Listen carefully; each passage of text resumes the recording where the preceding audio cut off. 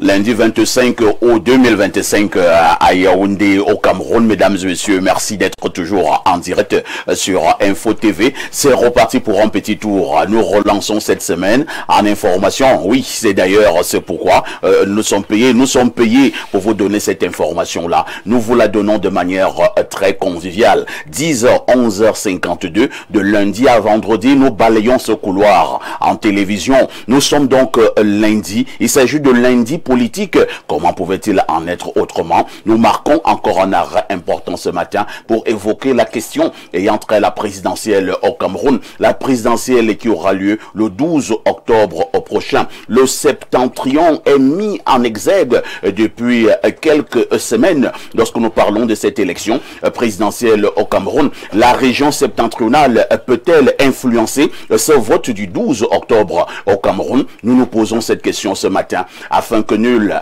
n'en ignore. Naturellement, vous allez accueillir nous avec la très étincelante Claudia tout à l'heure pour une balade informationnelle. Votre dénonciation du jour est restée présente. Elle vous sera également livrée parce que vous regardez Info TV. Vous êtes des téléspectateurs privilégiés. Appelez-moi Perfecto. Je modère.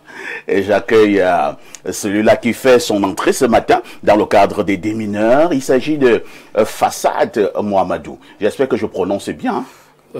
Pas tellement. Mon nom c'est Faisal Hamadou de Meissala. Faisal Hamadou de Meissala. Faisal Hamadou de Meissala. Vous êtes justement du septentrion. Tout à fait. Comment vous sentez ce matin? Bien. Très bien. Comme Bilobouba et Chiroma. Peut-être pas comme eux. Parce que pour l'instant, je ne suis pas sous le feu des projecteurs et je ne suis pas candidat à la présidentielle d'octobre 2025. Je souligne que vous êtes entrepreneur, mais la question politique vous intéresse également. Et avec vous, nous parlons vraiment du septentrion ce matin. Tout à fait, je me réclame comme étant un citoyen engagé. Merci d'être là. En face de vous, nous accueillons un journaliste aussi engagé. Et il est d'ailleurs DP de la vitrine. Il est aussi un homme politique. Il ne s'en cache pas comme certains journalistes. Lui, il assume qu'il est du RDPC. Bernard Owona, bonjour. Bonjour, parfait ici. Bonjour à votre panel. Bonjour à vos nombreux téléspectateurs qui nous regardent ce matin encore. Merci pour l'invitation. J'aurais deux petites choses, deux petites actualités à partager avec vos téléspectateurs ce matin. Oui. La première, c'est un événement qui a eu lieu vendredi au lycée Général Leclerc où Madame Mireille Marie-Laure Owona a pris ses fonctions de nouvelle déléguée régionale du ministère des Enseignements secondaires pour le centre. Madame Mireille Owona Marie-Laure est la fille du charismatique patriarche du Mfundi de regretter mémoire, Onembele Zibi Émile, Onembele Zibi, chez l'Envor Beti, et sa maman est de Tougébé, chez l'Envor Watsok. Donc, Madame Marie-Josée, elle aussi de regretter mémoire. Cette cérémonie a eu lieu au lycée Général Leclerc. Elle était présidée par le gouverneur du centre, ou plutôt son représentant, monsieur le secrétaire général des services du gouverneur du centre. Et à la fin, nous avons été très, très bien reçus. On a bien arrosé. Ça a été bien arrosé. Bien arrosé. Je vous dois préciser qu'elle était précédemment proviseure du lycée Général Leclerc à Yaoundé. Donc, elle a été installée vendredi dans l'après-midi. Je lui souhaite bon vent. La famille Mvor-Watsok lui demande de bien se comporter, de bien travailler pour mériter davantage de la part de monsieur le président de la République qui lui a fait cette haute confiance. Vous dites qu'elle se prénomme Mireille? Elle se prénomme Mireille Marie-Laure. Mireille Marie-Laure, nouvelle déléguée régionale des enseignants secondaires pour le centre. Oui. Bravo et félicitations Mireille. Il faut comprendre que Madame le délégué. Le centre, c'est 10 départements. Tout à fait. Le centre, c'est 72 arrondissements. Le centre, pour elle, comme délégué, c'est 1200 établissements.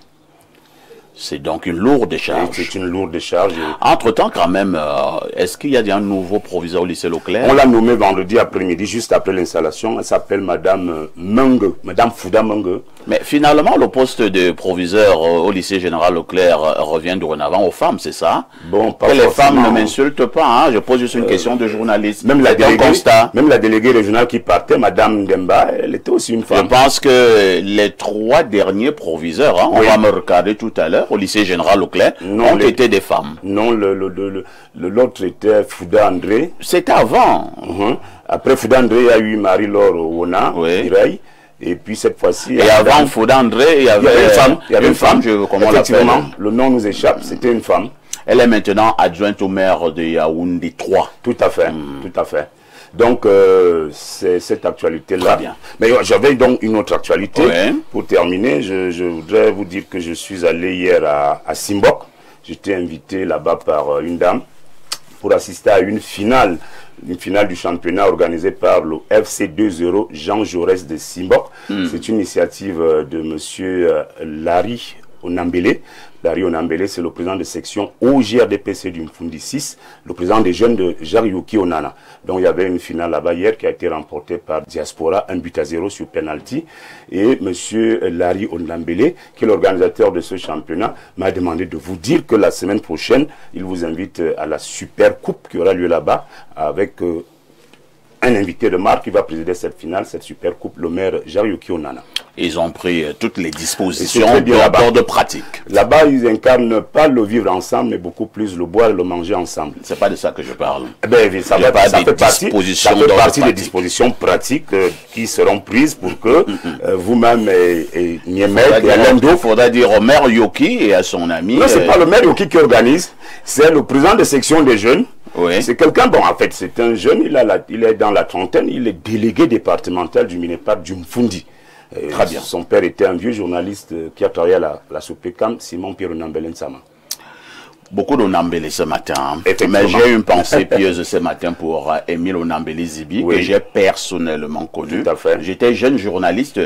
J'ai cette faiblesse-là de souvent causer avec des vieux. Je ne sais pas pourquoi. C'est bien, c'est inspirant. Quand je vais dire tout à l'heure, Onambele Zibi était mon ami. J'allais souvent chez lui. Il habite là-bas loin, au niveau des montagnes de Febe. Pour arriver là-bas, ce n'est pas facile. Tu traverses Grégoire Oona. Un jour, il m'a dit ceci. Il me dit, vous les enfants, maintenant, vous me faites de rire. Hein. Quelqu'un n'a jamais construit une maison, mais il loue, mais devant là, il a une belle voiture. Il gare, mais il loue. Onambele Zibi était un grand homme. Oui. Mais en même temps, Bernard Owana, quelque chose m'avait quand même touché à un moment donné dans l'Umfundi. J'espère que ça ne se reproduira plus. J'ai vu la quasi-totalité des élites du Mfundi se braquer contre Onambele Zibi. Du côté de, comment on appelle ça, l'hôtel de ville. Oui. Ils ont tenu une très grande assise, hein, qui avait des allures de sorcellerie pour... je ne vais pas dire beaucoup de mots, mais pour lyncher. Je préfère dire lyncher Onambele Zibi. Et après, on l'a mis dans ce qu'on appelle chez nous Mimbormienam. Oui. Dans la prison du village. La personne qui portait la parole ce jour-là est décédée. On l'a enterré avant Onambele Zibi, pendant qu'Onambele Zibi même était à la mort. Vous savez ce que j'ai demandé à Onambele Zibi. Un jour, je le reçois. Et il était dans cette affaire de Mimborminam. Oui. Je lui dis, patriarche, est-ce que vous ne pensez pas qu'il faut aller demander pardon à vos frères? La réponse de Onambele Zibi. Est-ce que le catéchiste va demander pardon au pape? Onambele Zibi était quelqu'un, hein? Très dur, très coriace. Merci Bernard Owana pour cette petite causerie matinale. Accueillons un autre journaliste sur ce plateau. Lui, c'est Sam Sévérin Ango. Sam Sévérin Ango, bonjour. Merci, bonjour. De l'honneur que vous me faites aussi, hein, de m'accueillir de nouveau. Mais depuis quelque temps, moi, j'aime plus beaucoup l'appellation de journaliste parce qu'on est journaliste quand on est inséré dans une rédaction. Ouais. Véritablement. Moi, je ne le suis plus pratiquement. Mais c'est le joli métier du monde quand même, hein, parce que c'est le plus beau, comme on le rappelle souvent. Donc, j'aimerais davantage être présenté comme un leader d'opinion, personnage politique, si vous voulez. Est-ce que ce n'est pas une fuite en avant? Parce que vous avez de plus en plus des positions tranchées sur des problèmes, des sujets politiques au Cameroun, des sujets de sport aussi. Pour maintenant, Sam Sévérin veut donc dire non, ne me présentez plus comme journaliste. Je suis un leader d'opinion. Sam Sévérin, vous tournez en journaliste. L'honnêteté intellectuelle, en fait. Les journalistes, c'est ceux qui sont vraiment enrégimentés dans les rédactions, qui font des conférences de rédaction tous les matins, qui viennent traiter, publient des sujets vraiment. Quand vous le faites, vous en êtes un complètement. Mais parce qu'à priori, on doit être un peu au-dessus. Voilà, quand on est journaliste, on doit être dans la neutralité, véritablement. De toutes les façons, Sam Severango a donc été un journaliste, je conjugue donc déjà au passé. Il a travaillé dans plusieurs chaînes de télévision, de radio. Il n'est plus à présenter un grand cursus dans ce domaine-là, mais il est de plus en plus proche de la Fédération camerounaise de football et il est également maintenant membre du RDPC. Cette présentation, vous sied? Ça me convient. D'ailleurs, j'en profite pour remercier publiquement, si vous me le permettez, le ministre d'État Jacques Famendongo, qui m'a enrôlé dans les équipes officielles de communication pour la campagne présidentielle de Paul Biya. Bon, dans la foulée également, je remercie on va dire le recteur de l'université de Yaoundé 1. À travers lui pour mon recrutement là-bas. C'est une exclusivité que je vous donne. Il s'agit du professeur Etoua Magloire, voilà. Donc je fais partie désormais, parallèlement, comme parmi le personnel administratif de l'université de Yaoundé. Ah, bravo. Voilà. Ça c'est vrai. Donc en prise de position en faveur du pouvoir. Vraiment, Sam, félicitations. Félicitations, Sam.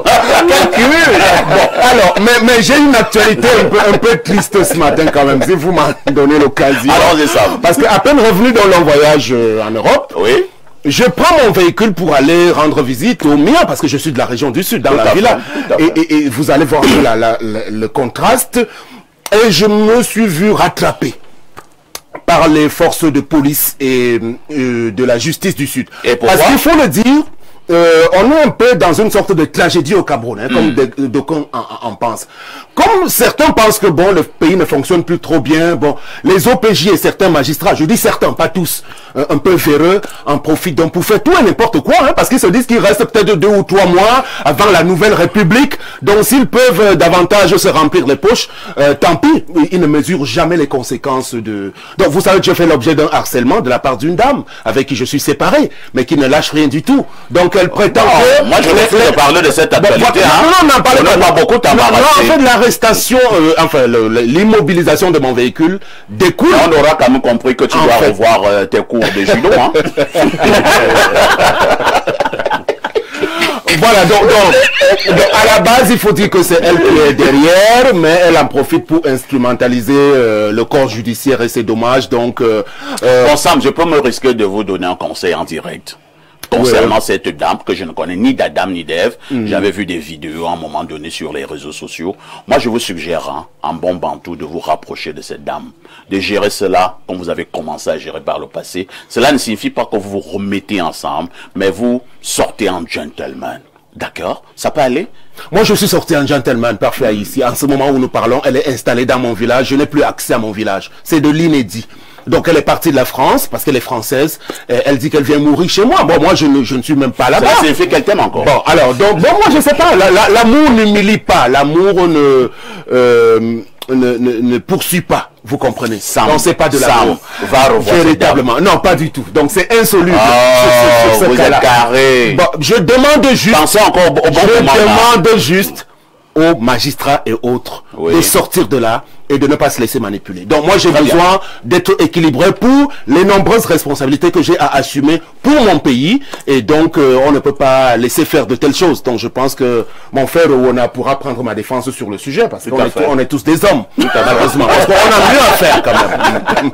Tout à fait. Sam Severango, on n'est pas sérieux. On accueille un autre panéliste. Lui, il est d'ailleurs invité permanent de ce plateau. C'est l'ombenguiste du plateau. Alain Dou, bonjour. Bien le bonjour, parfait. C'est un lundi politique qui est plutôt très chaleureux que nous initions ce matin. Je profite de l'occasion comme ça rapidement pour saluer un fidèle téléspectateur, monsieur Evin Azam. Je salue les co-discutants déjà installés. Je salue nos petits ingénieurs de l'ombre qui savent faire ça et là pour rendre possible la magie qui permet que vous nous receviez partout où vous êtes. Je salue de même le top management et je sais qu'on va passer un grand moment de télé dans cette plage horaire totalement dominée par Espace Miné d'Info TV.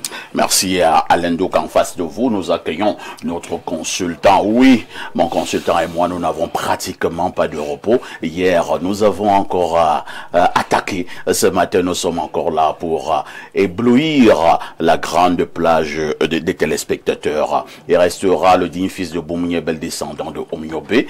Pierre Blérung, mec, bonjour. Bonjour, parfait ici. Merci de m'accueillir sur votre panel. Je ne sais pas ce que j'ai fait à votre régie. Hein. Vous avez des problèmes avec moi? C'est bon? Ça va aller. Merci. Si vous avez des problèmes, vous me dites. Donc, je suis heureux d'être là ce matin. Permettez-moi de souhaiter un joyeux anniversaire à un frère et ami, Monsieur Ndipendi Kyoto, Louis-Georges. Ndipendi Kyoto, Louis-Georges, pour ceux qui l'ont connu, il a été ancien DG de Camerco. Voilà, il a 1 an de plus aujourd'hui. Et je lui souhaite ce joyeux anniversaire de la part de Antonine Diffom, un jeune qui s'est approché de moi depuis un certain nombre de temps. Heureux d'être là, nouvelle semaine. Bon, je ne sais pas quand est-ce que notre semaine, à vous et à moi, finit. On ne sait vraiment pas. Bon, la bonne nouvelle aussi, c'est que j'ai désormais, si je portais du tergal, j'ai dit que je n'en porte plus. On n'est pas sérieux. Il faut éviter de porter du tergal parce qu'un copanéliste peut vous faire remarquer la qualité de du tissu de votre... Et faites maintenant de plus en plus attention à vos costumes. Hein. Voilà, donc... Il y a quelqu'un qui m'a dit hier, mais parfait, des gens parlent de costumes devant vous. Est-ce qu'ils avaient même vu pour toi? Donc, non, ben... Donc, moi, je vais... Mais pourtant, le tergal, le nylon et autres sont des tissus que nos parents ont affectionnés. C'était des tissus d'avant. Non! Je vais vous surprendre. Vous savez, quand le nylon est sorti, c'était carrément le nom qu'on donnait aux gens de cette époque-là. Hein. Si vous voyez les gens âgés entre 65 et 75 ans aujourd'hui, certains ont pour petit nom nylon. Je vais vous en donner quelques exemples. Mon chef de famille, Mbempi, Mbondo Emmanuel Pierre, son surnom c'est Nylon. Vous voulez que je vous donne un autre exemple? Allons-y. La mère de Samuel Etofi, son petit nom c'est Nylon. Ah bon? Voilà, donc, c'était à l'époque du grand jeu. Donc, si vous pouvez porter du nylon, pourquoi pas du tergal? Nous allons vous repasser la parole, Pierre Blériot, cette fois-ci pour la sagesse de ce début de semaine. Alors, écoutez ce que la sagesse de ce début de semaine dit. Arrose gentiment le jardin dans lequel tu travailles. Dieu fera éclore des fleurs d'un jardin qu'il te destine. On peut reprendre. Arrose gentiment le jardin dans lequel tu travailles. Dieu fera éclore des fleurs d'un jardin qu'il te destine. Ça veut dire quoi? Ça veut dire qu'il faut être patient. Ne méprise pas les petits gestes du quotidien. Chaque effort, chaque bienveillance est une semence. Pendant que tu cultives ton petit jardin, Dieu te prépare déjà un Éden de possibilités que toi seul tu pourras récolter. Il faut donc garder cette patience-là en travaillant en toute honnêteté là où vous vous trouvez. En faisant l'effort d'être correct dans l'activité que vous faites. Parce que vous savez, il y en a, s'ils travaillent dans votre structure, ils font tout pour que votre structure tombe. En s'imaginant qu'après ça, eux, ils seront bien. Si vous voulez bâtir quelque chose, où que vous vous trouviez, donnez le meilleur de vous-même. 10h, 11h52, espace miné sur Info TV. Qui dit mieux?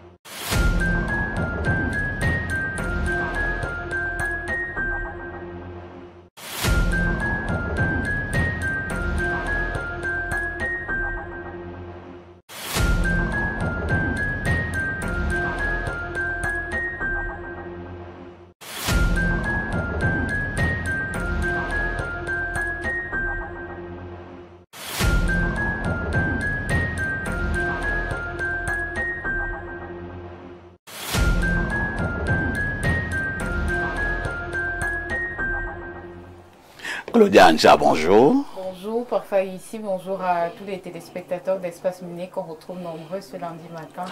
Le week-end qui a donné chez une jeune fille, quand tu la vois le lundi matin, ça se voit. Hein? Ah oui, vraiment. Ça c'est bien. Tu as regardé Libre Expression hier? J'ai seulement vu des gens qui disaient, oh mon costume, c'est pas du n'importe quoi. Est-ce qu'ils ont vu le costume de Perfecto? Je me pose aussi la question. Le costume devant moi. Moi ça m'a dérangé. Hein? C'était ouf en fait. C'était compliqué, oui, hein. Très très compliqué. Les gens me demandent la rediffusion de cette émission. Mais On va donc leur dire que la première rediffusion a eu lieu hier à 21h. Oui. La deuxième intervient tout à l'heure à partir de 14h. Vous aurez, au-delà quand même de la comparaison des costumes, je pense que c'était édifiant, le débat. Tout à fait, c'était vraiment très édifiant. Mais bon, après, des débats comme ceux faits sur la veste, ça gâche un peu le rythme. Mais bon, on a besoin de tout pour faire le monde. Hein. On a besoin de tout. Si entre deux idéologies, en costume, Tergal peut passer par là, où est le problème?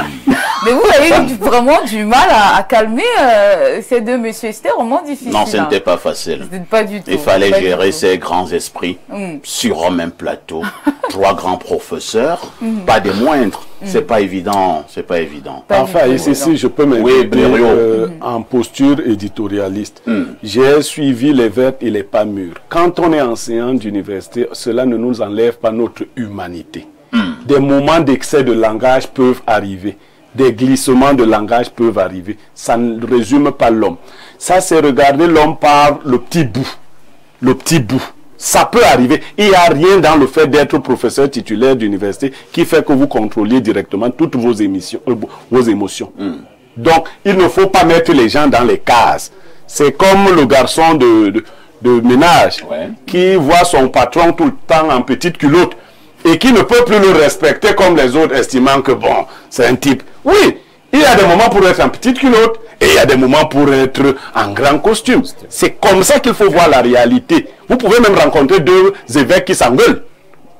Oui, habituellement, ils sont bien sûr, c'est des humains. Faut pas, j'entends des théories. C'est vrai également que depuis un certain temps, on mal parle d'un évêque. J'ai oublié volontairement son nom, mais j'entends des théories du genre les grands professeurs d'université et on a cité quelques noms. Je vais vous dire que les grands noms que vous citez là, c'est des gens qui disent quand la démocratie est arrivée au Cameroun, le très grand professeur Gabriel Lep a dit qu'on aura tout entendu, même parmi les enseignants d'université. La seule injure qui est restée, c'est qu'un collègue dise à un autre, ta mère pond. Donc, tout se disait. Merci. Merci Blériot.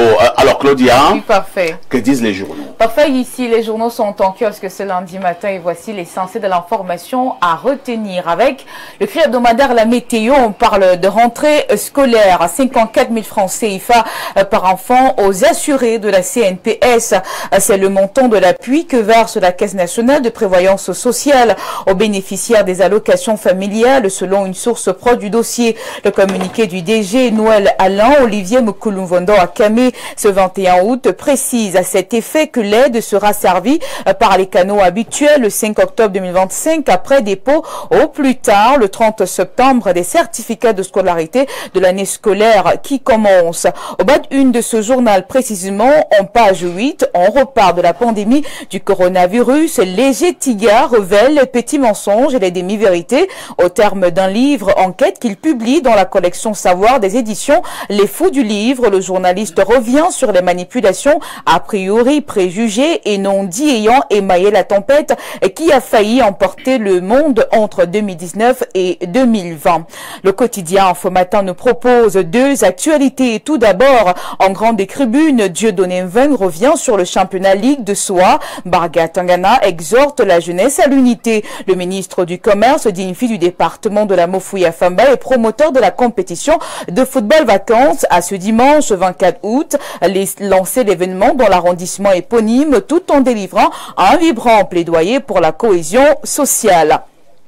Au bas d'une de ce journal, on parle de l'intelligence artificielle et des TIC. Ici, on fait la promotion. Armand Claude Abanda, doublement à Nobli, à Angossa, le représentant résident de l'IA Cameroun est titulaire de la chaire UNESCO d'Afrique centrale Access TIC. À ce 22 août, était fait notable chargé des nouvelles technologies et citoyen d'honneur, respectivement par les chefs traditionnels, le Maka Mboisé et le maire de cette commune de l'arrondissement de Mboisé, département du Oignon formation région de l'Est. L'information est donc à lire en page 3 de ce journal. Nous parlons à présent de l'élection présidentielle avec le quotidien à Capitaux Public Cameroun Tribune. Paul Biya conforté. Vendredi dernier, le Conseil constitutionnel a jugé non justifié la requête de maître à Akiremouna, candidat du parti Univers, qui demandait que son adversaire du RDPC soit déclaré inéligible. Ce dernier vient par contre de bénéficier du soutien réaffirmé d'un ensemble de 35 partis politiques regroupés au sein du G20. L'information est à lire de la page 7 à 10. On parle également du Conseil constitutionnel avec le quotidien Le Jour. Paul Biya, inéligible, la requête de maître Akiremouna rejetée. La demande de l'ancien bâtonnier a été jugée non justifiée, apprend-on. Avant de prendre la nouvelle expression, on parle également de sport avec le quotidien Le Jour. Afro Basketball, l'on s'interroge pourquoi le Cameroun n'a pas atteint la finale. L'information est à lire en page 9. Guerre Russie-Ukraine, on en parle cette fois-ci avec la nouvelle expression. Révélation du père d'un Camerounais, Fabien Dembling, raconte comment, malgré son opposition catégorique, son fils est laissé attirer par l'illusion d'une vie meilleure dans l'armée russe, mais dont on n'a plus de nouvelles depuis plusieurs mois qu'il est parti intégrer les troupes de Poutine pour le front d'Ukraine. Lire donc cette histoire en page 3 de ce journal paru en kiosque ce matin. Allons à présent du côté de la région de la Damawa avec le quotidien régional d'information, le du Sahel. Ici, c'est la démonstration de force de Bello Bouba Maïgari que vous lirez de la page 7 à 9 ce matin. Présidentielle 2025, le messager dit également un mot sur le sujet. Ici, on s'interroge d'ailleurs, Kouemo, l'alternative, point d'interrogation dans un contexte marqué par l'essoufflement du système en place. Le candidat de l'Union des mouvements socialistes UMS appelle à l'unité des forces de progrès et affirme que le temps de l'alternance est venu. L'information est à lire en page 3 de ce journal paru en kiosque ce matin. Avec la vitrine, on parle également des présidentielles 2025. Le Ndé rêve de paix pour la victoire de Paul Biya. La page 6 nous renseigne. Sous la bannière du RDPC et conduite par la ministre Ketia Cortez, l'élite politique du département du Ndé s'est réunie à Yaoundé la semaine dernière. Objectif, taire les égaux, fumer le calumet de la paix pour un plébiscite de Paul Biya le 12 octobre dans cette circonscription administrative. Déjà 160 millions de francs CFA collectés ce jour. Nous apprend donc ce journal. Au bas d'une de ce tabloïd, Petite Fleur à la commune d'Akoueman, route, extension du réseau solaire, forage, le cheval de bataille du maire est à lire en page 6 de ce journal paru en kiosque ce matin. Le quotidien Mutation nous permet de changer d'actualité. Ici, on parle plutôt des migrations clandestines. Nouveau chemin, nouveau travers. La mésaventure de Camerounais au Nigeria en Côte d'Ivoire est à lire en page 7 de ce journal paru en kiosque ce matin. Et voici la nouvelle présidentielle 2025. Aboubakari Abdoulaye mobilise pour Paul Biya. L'information est à lire en page 3. On parle également de sport. Mouel et Kombi, Eto, le nouveau clash est à lire en page 10 et 11. Je clôture cette revue de la presse avec Caporal Info ce matin, le journal de Jacques Bayoglog. Au-delà de l'info, nous impactons. Ici, on part donc de la 3e région de gendarmerie. Général Raymond Boumbissoué, prenez le commandement. C'est tout, parfait ici. Merci Claudia pour toutes ces informations fraîches parues en kiosque au Cameroun. Il ne me reste qu'à te souhaiter une très bonne semaine. Bonne semaine à vous également, parfait ici, et surtout bonne suite d'émission. J'ai aussi retenu avec le messager, parce que quand on était à l'école, on finissait une leçon. Parfois, la maîtresse ou bien nos maîtres demandent aux élèves ce qu'ils ont retenu. Vous savez, c'est comment j'ai retenu de cette revue? Non. J'ai retenu avec le messager que l'honorable Kouemo peut constituer l'alternative pour l'élection présidentielle de 2025. Dans tous les cas, le messager encore, on a mis un point d'interrogation. Point d'interrogation. L'honorable Kouemo de l'UMS, il est candidat à l'élection présidentielle. Tout à fait. Il a également un très grand club de football, l'honorable Kouemo. Claudia, oui, parfait. N'oublie jamais le conseil. Grande Claudia, tout ce qui brille n'est pas or. Restez très très prudente. Elle mérite. J'allais me perdre. Je suis déjà grande. Merci, hein, Claudia. Alors, on retient également que Mwele Kombi, le professeur, et Samuel Eto'o, en sa qualité de président de la Fédération Cameroun de football, c'est le nouveau clash. Il y a un journal qui nous l'a dit ce matin. Nous en parlions encore hier avec nos invités. Bernard Owona, finalement, est-ce qu'on aura la calmie un jour entre les deux entités, la FECAFOOT, mais également le ministère des Sports? Il faut comprendre par cette cette correspondance du ministre des Sports. Le ministre des Sports a été clair, hein, la fédération a lancé le processus qui doit aboutir à l'élection du nouveau président de la FECAFOOT, et le ministère estime que cela ne respecte pas les normes. Le ministère a tout simplement demandé à la FECAFOOT d'arrêter ce processus. Votre réaction? Le ministère, c'est qui? C'est le ministère. Mais le football appartient à la FIFA. Il n'y a pas d'ingérence. Ah bon? La FIFA ne tolérerait aucune ingérence. On va nous suspendre pour la Coupe d'Afrique. Ah bon? Non, non, il faut vraiment que le ministre le sache. Il faut qu'on soit sérieux. Depuis que cette affaire-là, moi je ne veux pas savoir si ces gens-là s'aiment ou s'ils ne s'aiment pas. Le problème, c'est que chacun devrait rester à sa place. Le ministère, c'est un ministère de tutelle. C'est le ministère tutélaire, c'est vrai. Il sait, le ministre, c'est un professeur agrégé de droit. Il sait quelles sont ses prérogatives. Ou est-ce que celles-ci prennent fin? À partir de cet instant, Eto'o est président de la fédération. Donc c'est une association qui est affiliée à la Fédération internationale de FIFA à travers la Confédération africaine de football. Donc, monsieur le ministre, restez là où vous êtes tranquillement dans votre fauteuil de ministre. Laissez le président de la fédération gérer le football en tant que président de l'association qui appartient à la Fédération internationale de football association. Le ministre a dit qu'un, il veut parler comme au quartier. Oui. Et il y a l'élection présidentielle en octobre. C'est son problème, il est candidat. Ce que Eto'o fait là, il va déstabiliser les gens. Non, et tout le monde est focalisé sur la présidentielle. C'est un faux prétexte. Ah bon? C'est-à-dire que le ministre, c'est pas ce que le ministre a fait au volleyball, hein. Ce n'est pas ce qu'il a fait au volleyball. Non, le volleyball, c'est pas le foot. Non, non, le volleyball, c'est des gens qui se laissent marcher dessus. Le football, ce qu'il faut savoir aussi, Eto'o est bien encadré. Eto'o est bien encadré par des gens qui s'y connaissent quand même. C'est pour ça qu'il peut être prétentieux par moment, mais il sait là où il va avec ces gens. Ici, là, il y a un processus électoral, puisque un mandat a une fin. Tout à fait. Voilà. C'est 4 ans. Vous n'avez pas dit à la Fédération internationale de football de laisser la FECAFOOT continuer après son mandat, après le mandat d'Eto'o, parce qu'il y a l'élection présidentielle en octobre. Est-ce que cela se comprend quand les intellectuels, quand les ministres, professeurs agrégés se comportent comme ça? Ça, c'est le sous-quartier. Il faut que le ministre reste un ministre qui laisse le président de la fédération gérer le football comme association affiliée à la FIFA. Pierre Blériot-Niamek, que le ministre reste sur son fauteuil de ministre, hein, je cite la Bernard Owona, et laisser tout simplement M. Eto'o gérer le football et tout ira bien. Honnêtement, j'ai parlé de ça hier sur Libre Expression. Je ne tiens plus à parler de deux personnes qui sont chargées par le RDPC de nous distraire. Ah bon? Par rapport à l'élection présidentielle. D'accord. Alors, Sam Séverin Ango, comment vous vous sentez de comprendre que apparemment un nouveau bras de fer vient d'être relancé? Mwele Kombi, dans sa longue correspondance, a quand même estimé aussi que M. Eto'o a arbitrairement, je cite là ces mots, arbitrairement écarté des potentiels candidats. Il estime que c'est un anti-jeu. Il y a eu une assemblée générale où on a modifié les textes. M. Kombi estime également que copie ne lui a pas été donnée, pas de compte rendu. Est-ce qu'on doit conclure que M. Eto'o fait quand même montre d'insubordination?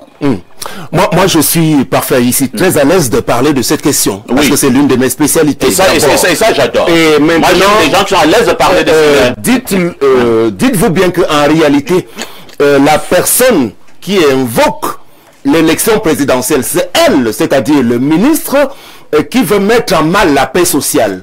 Parce que dans sa haine viscérale vis-à-vis du président de la FECAFOOT aujourd'hui, le professeur Mwele Kombi oublie de se mettre au-dessus de sa fonction qui consiste à incarner véritablement l'État en tant que représentant du gouvernement sur des questions de politique sportive de façon générale. On verra que si on veut faire son bilan, il aura lamentablement échoué sur la plupart des disciplines. Mais pour revenir au seul football, monsieur Ouona a très bien résumé la chose. Donc je termine d'abord en disant qu'aujourd'hui, monsieur Samuel Eto'o, qu'on veut combattre avec tout son entourage, qu'on rappelle qu'il appartient au patrimoine camerounais. Lui n'a pas besoin d'être nommé pour être ce qu'il est. Donc si vous voulez le combattre, c'est vous qui mettez à mal l'équilibre socio-politique. Parce que c'est d'abord l'une des personnalités, sinon la plus aimée au Cameroun aujourd'hui. Donc vous ne pouvez pas, sachant d'ailleurs qu'il est un des soutiens importants du président Paul Biya, vous dites que vous êtes ministre de Paul Biya et vous vous employez à vouloir vous attaquer à une icône vivante comme celle-là. Donc c'est vous, les ministres, ou bien le ministère, et vous tous qui complotez contre ce personnage, qui êtes des véritables complotistes vis-à-vis de l'équilibre du pays en attendant l'élection. Je l'ai dit et je l'assume.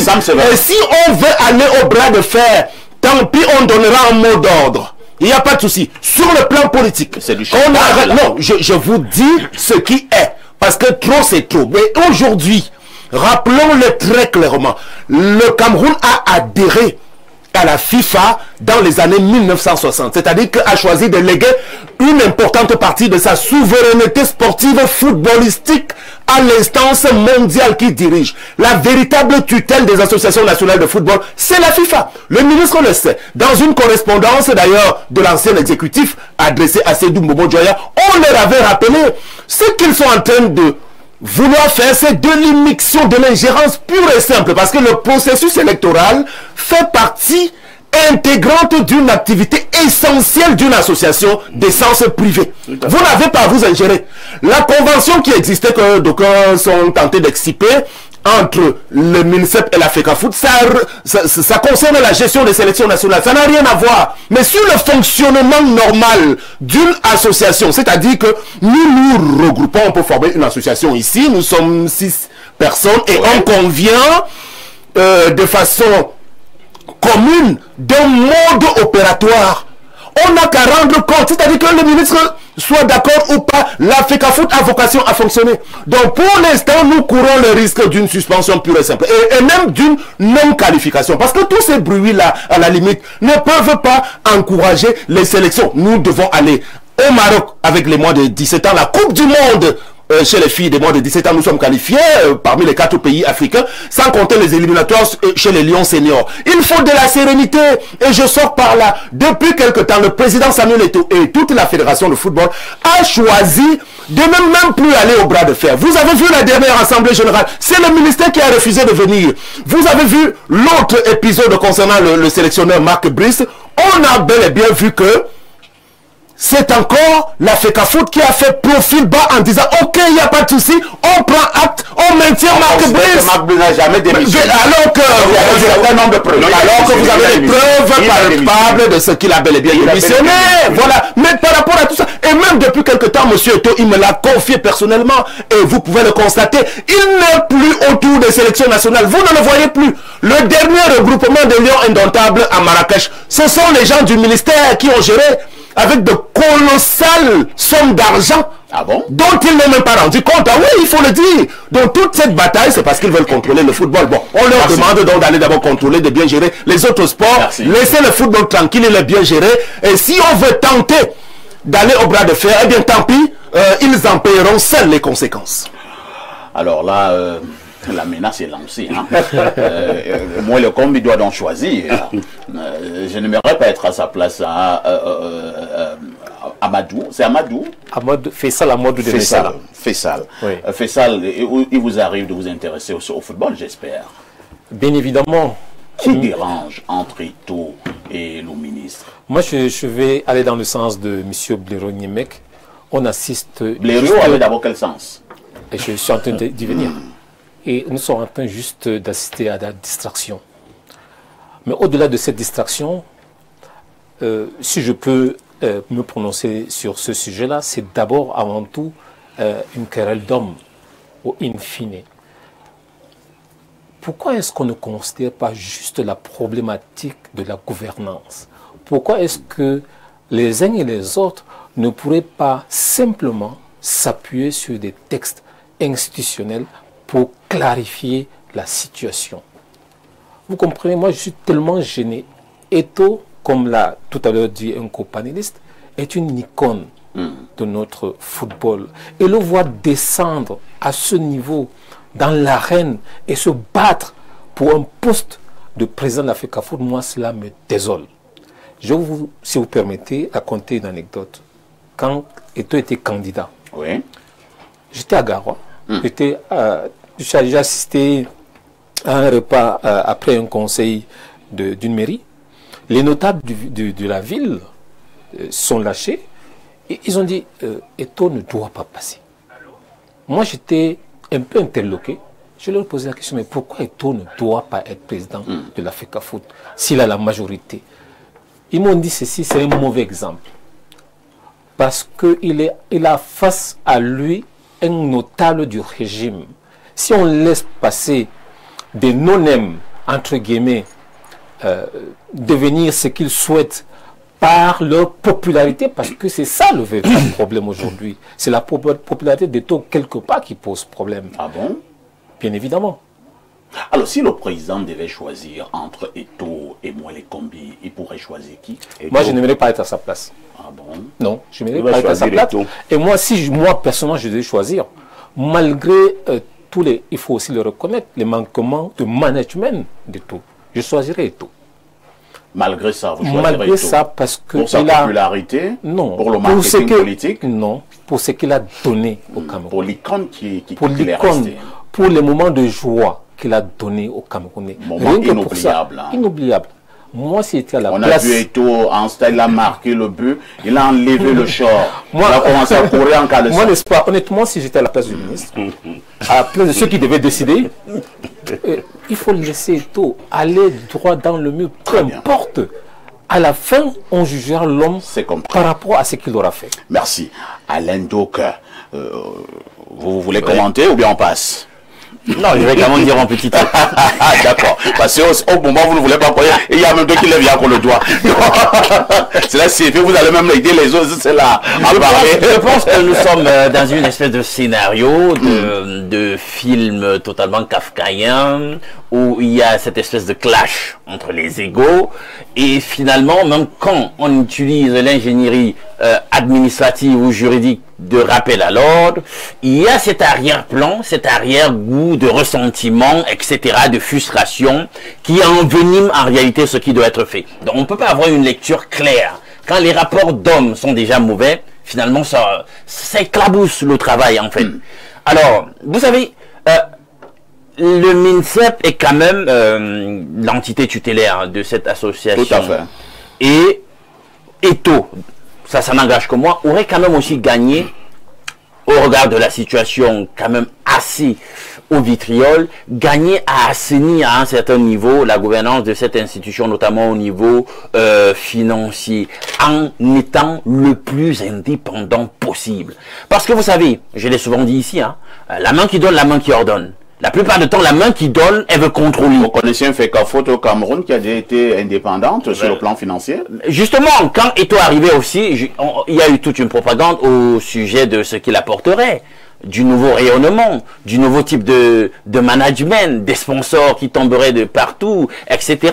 Cette espèce voilà, d'indépendance qu'on aurait pu avoir par rapport au football, etc. On voit que c'est pas le cas. Alors, quand vous êtes dans ce rapport de vassalité avec une entité, la plupart, notamment financière, elle a toujours tendance à vouloir vous contrôler, vous dire ce qu'il y a à faire, etc. Si Eto'o avait véritablement managé dans le sens de rompre avec une espèce de dépendance vis-à-vis financière vis-à-vis du MINCEP, je pense que les schèmes seraient quand même un tout petit peu différents aujourd'hui. C'est compris.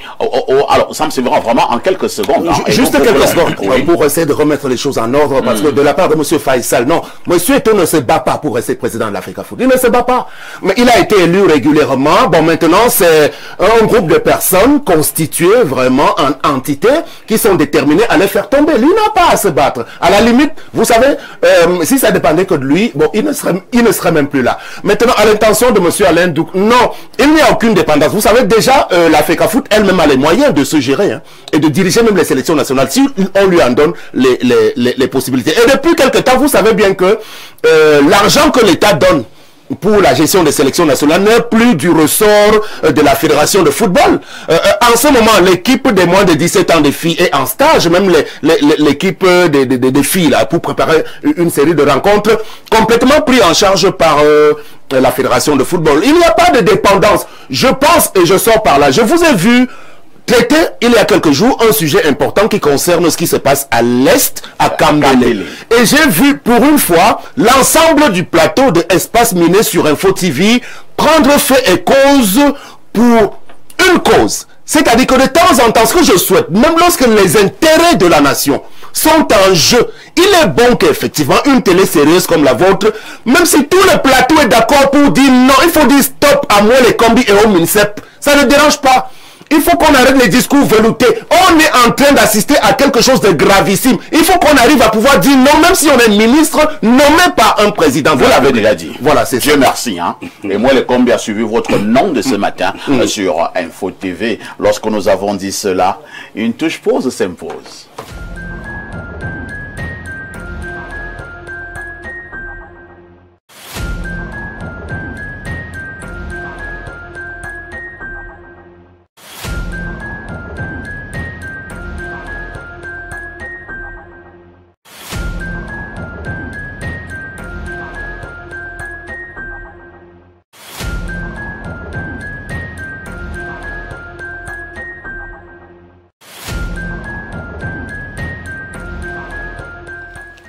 Nous allons repasser la parole à Pierre Bléreux-Niamec, cette fois-ci, pour la dénonciation de ce matin. Alors, je vais dénoncer ce matin une mauvaise belle-sœur qui se mêle un peu de ce qui ne la concerne pas. Le monsieur qui m'a abordé, qui m'a appelé, m'a dit qu'il est ADG, administrateur directeur général d'une structure. Et il y a quelque temps, sa femme lui a suggéré de faire recruter sa petite sœur à elle dans l'entreprise comme une des secrétaires de direction. La petite sœur, la dame. Oui. Elle a les qualifications requises. Le monsieur ne voulait pas le faire. Il voulait l'aider à s'insérer dans une autre structure. Parce que quand on est à ce niveau, on a quand même aussi un certain relationnel. Et sa femme a insisté, elle lui a dit non, vraiment, elle a donné un certain nombre de raisons. Mais vous pouvez imaginer que certaines d'entre les femmes ont souvent des idées un peu bizarres. Le but visé par l'épouse était de mettre sous contrôle son mari. Une indique. Une indique. Le monsieur a fait recruter la jeune fille, mais ne l'utilise pas comme sa secrétaire à lui. Il l'a confié à quelqu'un d'autre, à un autre responsable. Ce que sa femme n'a pas approuvé. Non, c'était mieux qu'elle soit... J'ai dit que non, c'est pas toi qui organise mon boulot. Mais cette jeune fille ne reste pas au bureau. Elle embête son beau-frère des entrées intempestives et autres. Chaque fois qu'il reçoit quelqu'un, elle se renseigne dans l'entreprise. Qu'est-ce que l'ADG a fait avec... Alors, il en a marre. Il en a marre. Il faut dire que c'est une famille que je connais, entre guillemets. Et il ambitionne non pas de l'affecter ailleurs, mais de la faire licencier purement et simplement. Pour faute grave. Parce qu'elle joue les colportrices. Elle crée une atmosphère pas bonne dans l'entreprise. Elle embête son beau-frère. Et il m'a dit, comme sa femme suit Espace Miné, que j'en parle. On va dire, parce que lui, il est déjà dans sa logique de la faire foutre dehors. Très bien. Voilà. J'avais vu dans une entreprise, hein, on avait licencié un employé, objet colportage. En français facile, le Congo ça. On l'a licencié. Fessade, oui. Votre réaction? Écoutez, si vous étiez l'ADG d'une entreprise avec une situation comme celle-là, que feriez-vous? Vous la mettez simplement dehors ou alors vous gérez? Moi, si c'était moi déjà, je ne l'aurais jamais recruté. Parce que je mets une barrière étanche entre ma vie familiale et mon travail. En l'occurrence, dans mon entreprise, je n'ai qu'un demi-frère qui travaille avec moi, et de loin. Il n'est même pas proche de moi. Parce que, pour ma part, il ne faut pas confondre les affaires familiales, surtout venant de sa femme, avec le travail. Et comme l'a si bien mentionné M. Blero-Niemek, si l'intention de la dame, déjà, c'était de fliquer son mari, c'était une situation perdue d'avance. Et le mari aurait dû simplement dire à sa femme, lui faire une fin de non-recevoir et passer à autre chose. Et maintenant, pour répondre directement à votre question, moi, ça passe, je la licencie pour... je trouverais un motif pour absentéisme, comme par exemple, elle ne vient pas régulièrement au travail. Non, elle vient au travail, qu'elle n'est pas son poste de travail. Qu'elle n'est pas son poste de travail. Elle aime beaucoup venir au bureau de son beau-frère. Au bureau de son beau-frère. Vous savez, c'est très facile quand on veut se séparer d'un collaborateur de trouver des fautes. Donc, je suis sûr que s'il est vraiment un ADG compétent, il trouvera facilement. Donc, il faut aussi beaucoup de compétence en entreprise. Par exemple. Elle chuchote beaucoup. Elle parle à gauche, elle parle à droite. Par exemple. Mais c'est trop facile de le dire. Hein. Entre-temps, vous savez quand même que vous avez sa sœur à la maison. C'est votre épouse. Je vais m'hasarder à dire quelque chose. C'est que si j'étais... si je devais faire de l'esprit, il faut tout simplement dire à sa femme que votre sœur m'a dragué. Oh là là. Non, je dis, je vais faire un peu d'esprit. Vous allez créer notre... je fais un peu d'esprit. Merci. Bon, ça, c'est un peu parenthèse. Sam Severango, oh, les femmes. Nous parlons encore des femmes ce matin. Vous parliez en début de ce programme. Alors, une femme qui veut à tout prix surveiller son époux, au point elle est obligée de faire en sorte qu'on recrute sa petite sœur pour jouer les indiques en entreprise, savoir si l'époux a reçu une dame aujourd'hui et quelle était la nature de cette réception. Alors, est-ce qu'il n'y a pas un autre risque? C'est-à-dire, un autre homme peut... Bon, je ne sais pas comment on va qualifier ce homme, peut-être astucieux. Il transforme même plutôt sa petite belle-sœur en sa petite copine. Parfait, ici, effectivement, je pense que c'est par cet angle que je voulais réagir à cette information, parce qu'il y a plusieurs risques, effectivement. Moi, j'ai assisté à ça, j'étais, je sais pas, étudiant à Soie il y a plusieurs années, tout jeune, et j'habitais quelque part en Vogumbi, là, chez une grande sœur et son mari. Bon, c'était un petit réduit, il n'y avait pas trop d'espace. Donc, il y avait la chambre principale, le salon, et puis la grande sœur en question avait fait venir sa petite sœur. Qui était née, bon, pas d'un même père, mais c'était quand même sa petite sœur. Et moi, j'ai assisté à des choses incroyables, effectivement, dans la même maison. C'est-à-dire que, bon, comme le mari de la sœur aînée, la grande cousine, en fait, c'était un joli garçon, hein, travaillait au CED comme gendarme. Et puis, bon, la plus petite était quand même assez mignonne également. Donc, ils avaient déjà tissé leur histoire il y a longtemps, avant même que moi je n'arrive. Donc, ça se produisait à peu près tous les soirs, en fait. Ah bon? Jusqu'au moment où moi, dans cette petite pièce? Dans cette petite pièce. Et bon, vous regardiez. Bon, bon, disons que c'était assez compliqué quand même. C'est pour dire, donc, la première leçon vraiment, chère dame, évitez même de faire venir vos jeunes sœurs, même dans la même maison. Encore plus forte raison sur le lieu du travail aussi, hein, parce que là encore, moi je pense que cette femme, elle a complètement livré sa sœur à ce monsieur. On est des hommes et on peut être tenté de toutes les manières. Bon, donc ça c'est une première lecture qu'on peut faire. À un moment donné, le porc avait fini par avaler le mille pattes à force de le voir. Hein. Exactement, c'est ça. C'est un proverbe bantou. Exactement. Maintenant, pour sortir, l'autre lecture à faire, c'est effectivement qu'il faut arrêter de tenter de faire suivre un homme. Très bien. Même au-delà des frontières, moi j'ai vécu ça, c'est-à-dire les relations à distance. Bon, alors, de là où je viens, j'ai une petite anecdote également. On chutera par là. On chute par là. Donc, je faisais un selfie au détour d'une cérémonie et une de mes amies, restée au Cameroun, a remarqué la présence d'une dame derrière dans le selfie. Ça fait l'objet vraiment d'explication. Exactement. Voilà. Qui est cette personne qui était là? Que moi j'avais même pas fait attention.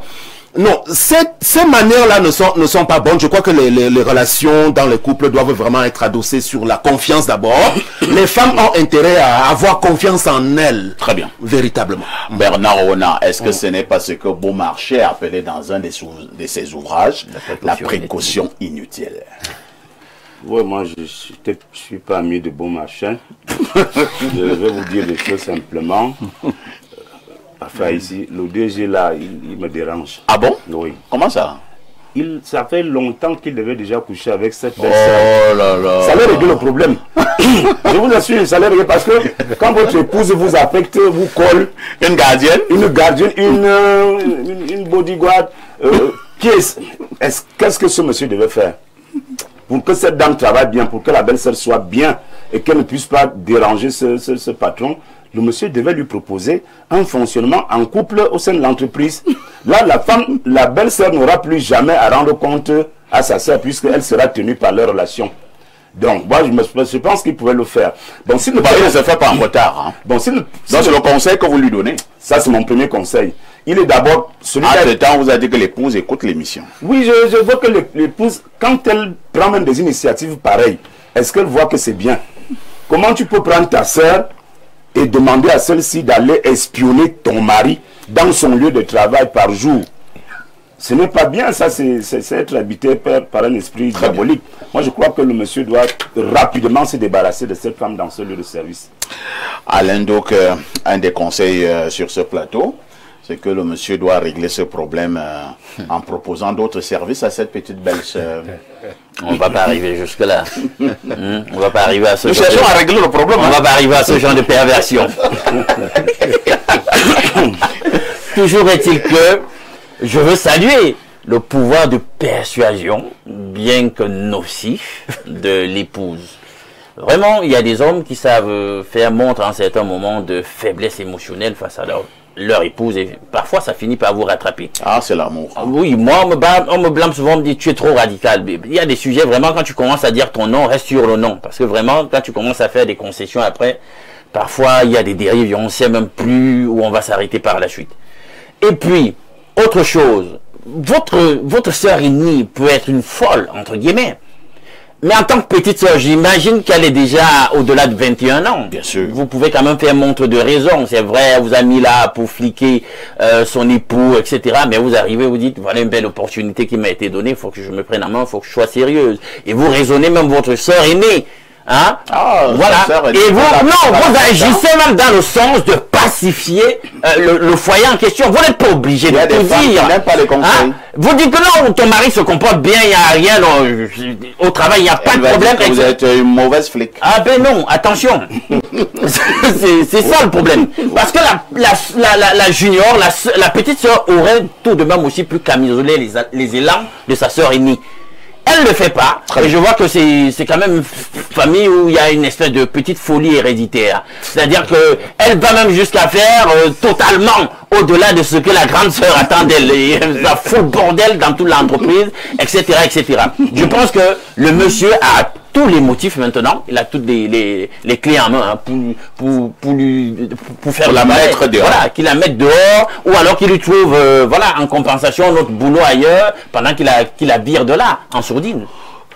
Pierre Bleriot-Niémec, est-ce que ce qui n'est pas, ce qui doit être important dans un couple ne devrait pas être la confiance? Beaucoup n'ont pas prêté attention. On a dit que ce monsieur était ADG et que son épouse était à la maison. Vous voyez donc le pouvoir de la femme. Elle n'a pas besoin d'être quelque chose quelque part pour terroriser tout un ADG. Et vous voyez la faiblesse de beaucoup d'entre nous. Je vais donner ma réaction personnelle et puis le conseil que je donne aux autres hommes. Personnellement, je ne peux pas avoir de tels problèmes. C'est-à-dire que ta petite sœur soit dans l'entreprise, même ta mère. Parce que quand moi je vis comme je veux vivre, si ta petite sœur a le temps de venir... Mais tu peux quand même recruter la petite sœur de ton épouse. Je te recrute, puisque tu ne peux rien empêcher. Non, le problème n'est pas d'empêcher, le problème c'est de rendre compte. Oui, mais tes comptes rendus vont seulement faire du mal à ta sœur et pas à quelqu'un d'autre. Aussi simple, je parle là de moi, seulement à ta sœur et pas à quelqu'un d'autre. Et quand elle aura tellement mal, puisque je suis sur ce plan-là, un peu comme le ministre de l'administration territoriale, il a interdit avec moi de pleurer en public. On ne pleure pas dehors. Tu pleures dans ton coin, tranquille. Bon, maintenant, pour les autres hommes, il vaudrait mieux éviter ce genre d'amalgame. Il aurait été plus sage pour lui de la faire prendre ailleurs, comme il avait déjà dit. quand vous avez donné votre position sur une question. Est-ce qu'on ne peut pas quand même soupçonner également ce monsieur d'un manque criard de charisme? Non, pas manque criard de charisme, non. Sois honnête. Combien sommes-nous des gens capables de dire non à leurs épouses? Et je vous assure, les femmes ont plus d'un tour dans leur poche. Quand elles commencent à faire une demande, c'est sous une forme. Mais elles progressent. Une chose à laquelle tu as dit non lundi, tu finis vendredi par commencer à souhaiter cette chose. Parce que tout le temps, elle va te matiner, elle va te bassiner. Tu sais, des fois, ton repas, tu peux l'emporter. Elle a toujours des arguments. Alors, à un moment donné, beaucoup d'hommes acceptent certaines choses pour la paix. Je vais sortir par une petite anecdote. Mon papa me raconte l'histoire de son commissaire divisionnaire décédé qui était venu un soir à la maison lui remettre un argent. Il lui dit, garde cet argent. Même si c'est moi-même qui reviens te le demander, avant 3 mois, ne me le donne pas. Il a gardé. Lui, il était un petit policier là. 2 jours après, le commissaire divisionnaire vient à la maison. Lui dit, remets-moi mon argent. Il lui dit, divisionnaire, vous m'avez dit que même si c'est vous, il lui dit que ma femme a dit que si je ne ramène pas l'argent là, Mr. Mbelek, c'était un Mr. Mbelek, je veux la paix. Il a repris l'argent, il a donné au commissaire. Vous savez ce qui est arrivé? 3 jours après, le divisionnaire mourait. Oh là là. Oui, il mourait de suite d'un AVC, des choses bizarres. Madame avait voyagé. Oh là là. Bon, vous voyez tout un divisionnaire. Il vient, il dit le matin, le soir, il se dédie. Bon, il y en a aussi qui ne nous tiennent pas par des mécanismes naturels. Hein. Ah bon? Oui, il y a des femmes, quand elles te disent que non, laisse ça ici, là, je le maîtrise. Bon, je ne parle pas de parfum ici. Il me fallait un nom. Tu as vraiment un mauvais exemple. Non, laisse aussi qu'on croit que tu es manipulable. Elle dit, vous parlez, elle dit non, laisse, ça va aller. Si elle a déjà dit à sa soeur que tu vas travailler là-bas, tu réponds brutalement, non, elle ne va pas travailler là-bas. Tu viens la voir, elle dit non, laisse, ça va aller. Je dis, c'est déjà Aïssi lui-même qui te dit, bon, il faut me donner ton dossier. Donc, il y en a qui ne tiennent pas des substances bizarres. Donc, les hommes sont souvent fragilisés, ne parlons pas toujours de charisme. Très bien. Voilà. Allons au niveau de notre messagerie. Hein. Bonjour le plateau, très bonne thématique ce matin. Nous de la majorité silencieuse observons de près cet autre épisode entre le ministre et Eto et attendons le moment venu, le mot d'ordre, que le ministre des Sports sache que, je vois écrit, c'est Singam Bonjo, sera récupéré par le nouveau gouvernement, Gilbert de Douala. Je ne sais pas ce que vous dites là, hein. Alors, un autre message. Bonjour, monsieur Parfait. Ici, s'il vous plaît, pour une fois, lisez mon message.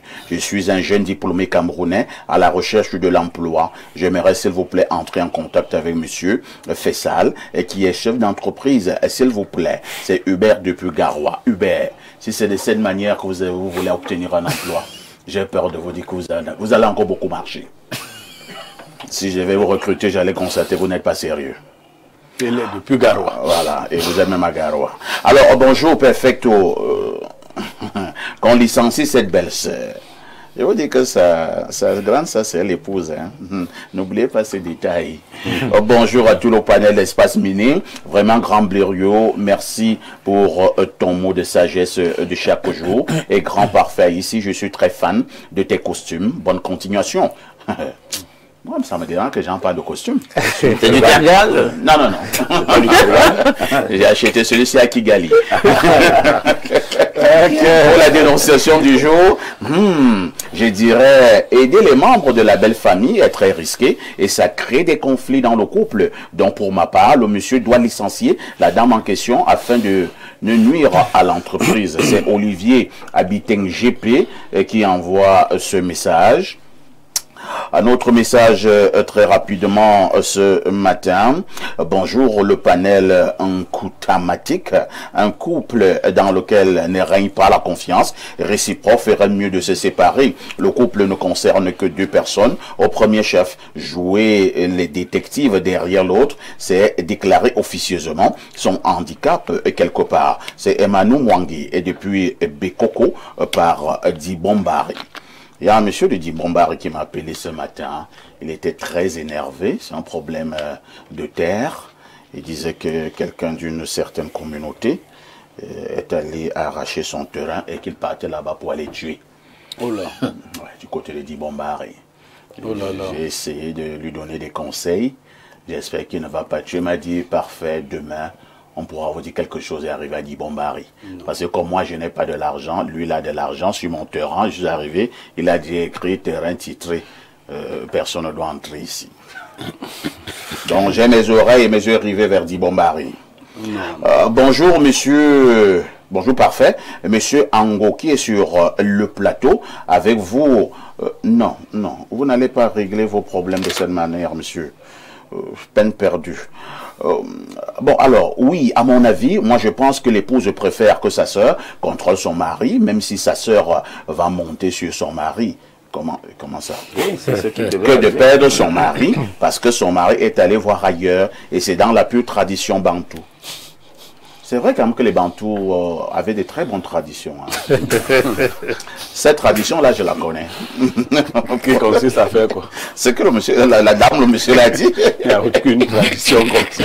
Bonjour parfois ici à ton panel. Dites au très naïf Sam Severango qu'en 2013, Iya Mohamed avait engagé le même bras de fer avec le MINSEP. La suite, on la connaît. Iya Mohamed est en prison et le Cameroun n'a jamais été suspendu par la FIFA. C'est Willy Ndanga qui envoie ce message. Oh, Sam Severan, on trouve que vous êtes naïf. Hein? Sam Severan, vous êtes naïf? Alors, prenons un autre message. Hein? Quelqu'un nous dit ici. Bonjour les ténors du micro. Bonjour les ténors du micro concernant la chargée de mission, c'est-à-dire la femme qui est venue espionner son mari. Si c'est moi le mari en question, je prends en même temps sa petite sœur. Je verrai ce qu'elle ira à raconter à sa sœur. C'est la solution. Il y a des personnes véreuses. Hein? Merci. À tout de suite pour la suite.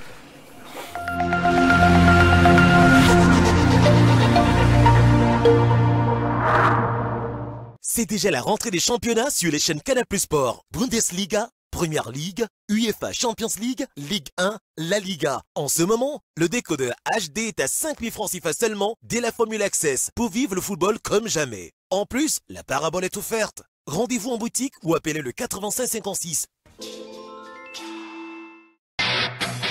Sous le haut parrainage de Madame Chantal Biya, première dame du Cameroun, la Fédération camerounaise de cyclisme en partenariat avec le complexe hôtelier, touristique, sportif et culturel Bagofit Sound City organise la course internationale VTT Chantal Biya, première édition. Au programme, du 26 au 30 août 2025, foire, exposition économique et socio-culturelle. Le 29 août 2025, marche sportive et grande soirée culturelle. Et enfin, le 30 août 2025, course internationale VTT Chantal Biya. La course internationale VTT Chantal Biya est un événement exceptionnel qui réunit les participants nationaux et internationaux dans une ambiance unique. Infos et réservations 6 99 91 19 63. La course internationale VTT Chantal Biya, c'est la passion du VTT. Les journées de l'excellence en Sanaga-Maritime reviennent au devant de la scène. Du 25 au 30 août 2025, à Léniège, au stade municipal d'Edéa et à l'esplanade de la préfecture, venez nombreux vivre au rythme de l'édition 2025 de ce grand rendez-vous qui célèbre les talents, l'engagement humanitaire et l'innovation sociale dans le département de la Sanaga-Maritime. Les journées de l'excellence en Sanaga-Maritime sont organisées par la Fondation La Main Tendue, dont le président fondateur est Monsieur Jean-Ernest Massenangale Bibéhé, ministre des Transports. Au programme, la grande finale du tournoi de la fraternité le 29 août 2025 et l'apothéose le samedi 30 août 2025 avec la remise des prix aux meilleurs élèves du département aux examens officiels, des dons aux orphelinats, du trophée aux vainqueurs du tournoi de la fraternité ponctué par les animations diverses. Ensemble, honorons le mérite et cultivons la solidarité.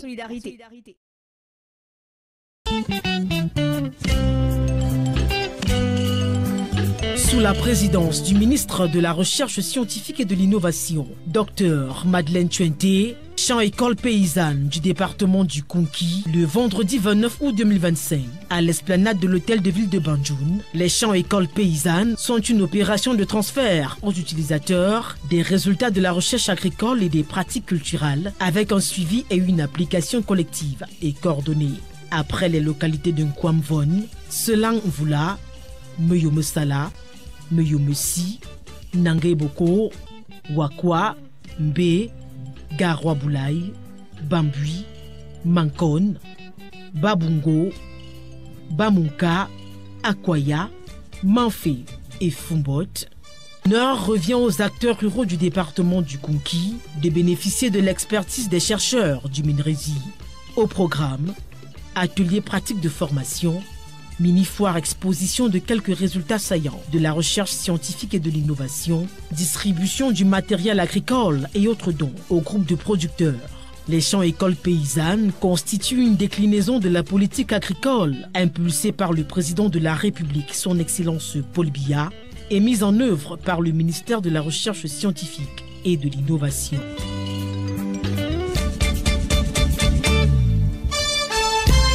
Parce que la femme est la terre qui porte les... Jusqu'où iriez-vous pour soigner votre apparence vestimentaire? Avec Legends Collections, demeurez dans la classe et poussez les limites de votre élégance. La marque déposée Legends Collections vous propose des chaussures ultra chic, fabriquées à base de peau et de cuir de haute qualité. Legends Collections, c'est aussi la combinaison idéale du style et du confort grâce à ses vêtements haut de gamme, tenues traditionnelles et d'apparat. Et ce n'est pas tout. Legends Collections marque de son empreinte dans la production industrielle des tenues de classe, sport et des chaussures scolaires. Rendez-vous dans nos showrooms Douala, Aqua et Bonapriso, Yaoundé, Bastos, face église orthodoxe. Contact 653 66 58 20 699 94 02 81 696 20 64 71. Vous souffrez d'hypertension, mal de nerfs, d'arthrose, infertilité, rhumatisme, MST. La médecine chinoise est la solution à tous vos problèmes de santé. Médecine bio qui soigne les malades sans effet secondaire quelconque, qui fait, n'est-ce pas, des massages manuels. Médecine curative parce que... Et de la longévité. Attendez, j'ai une nouvelle idée.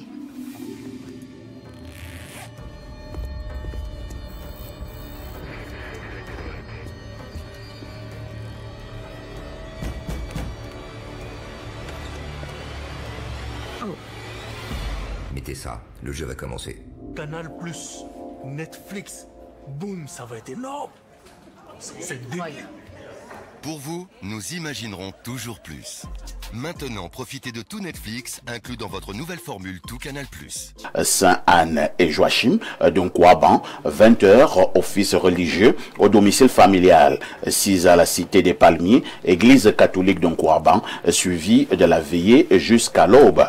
Vendredi 29 août 2025, 8h, départ pour le village Ntimbu par Mboma, 13h, arrivée à Ntimbu, hommage traditionnel, 20h, office religieux et veillée jusqu'à l'aube.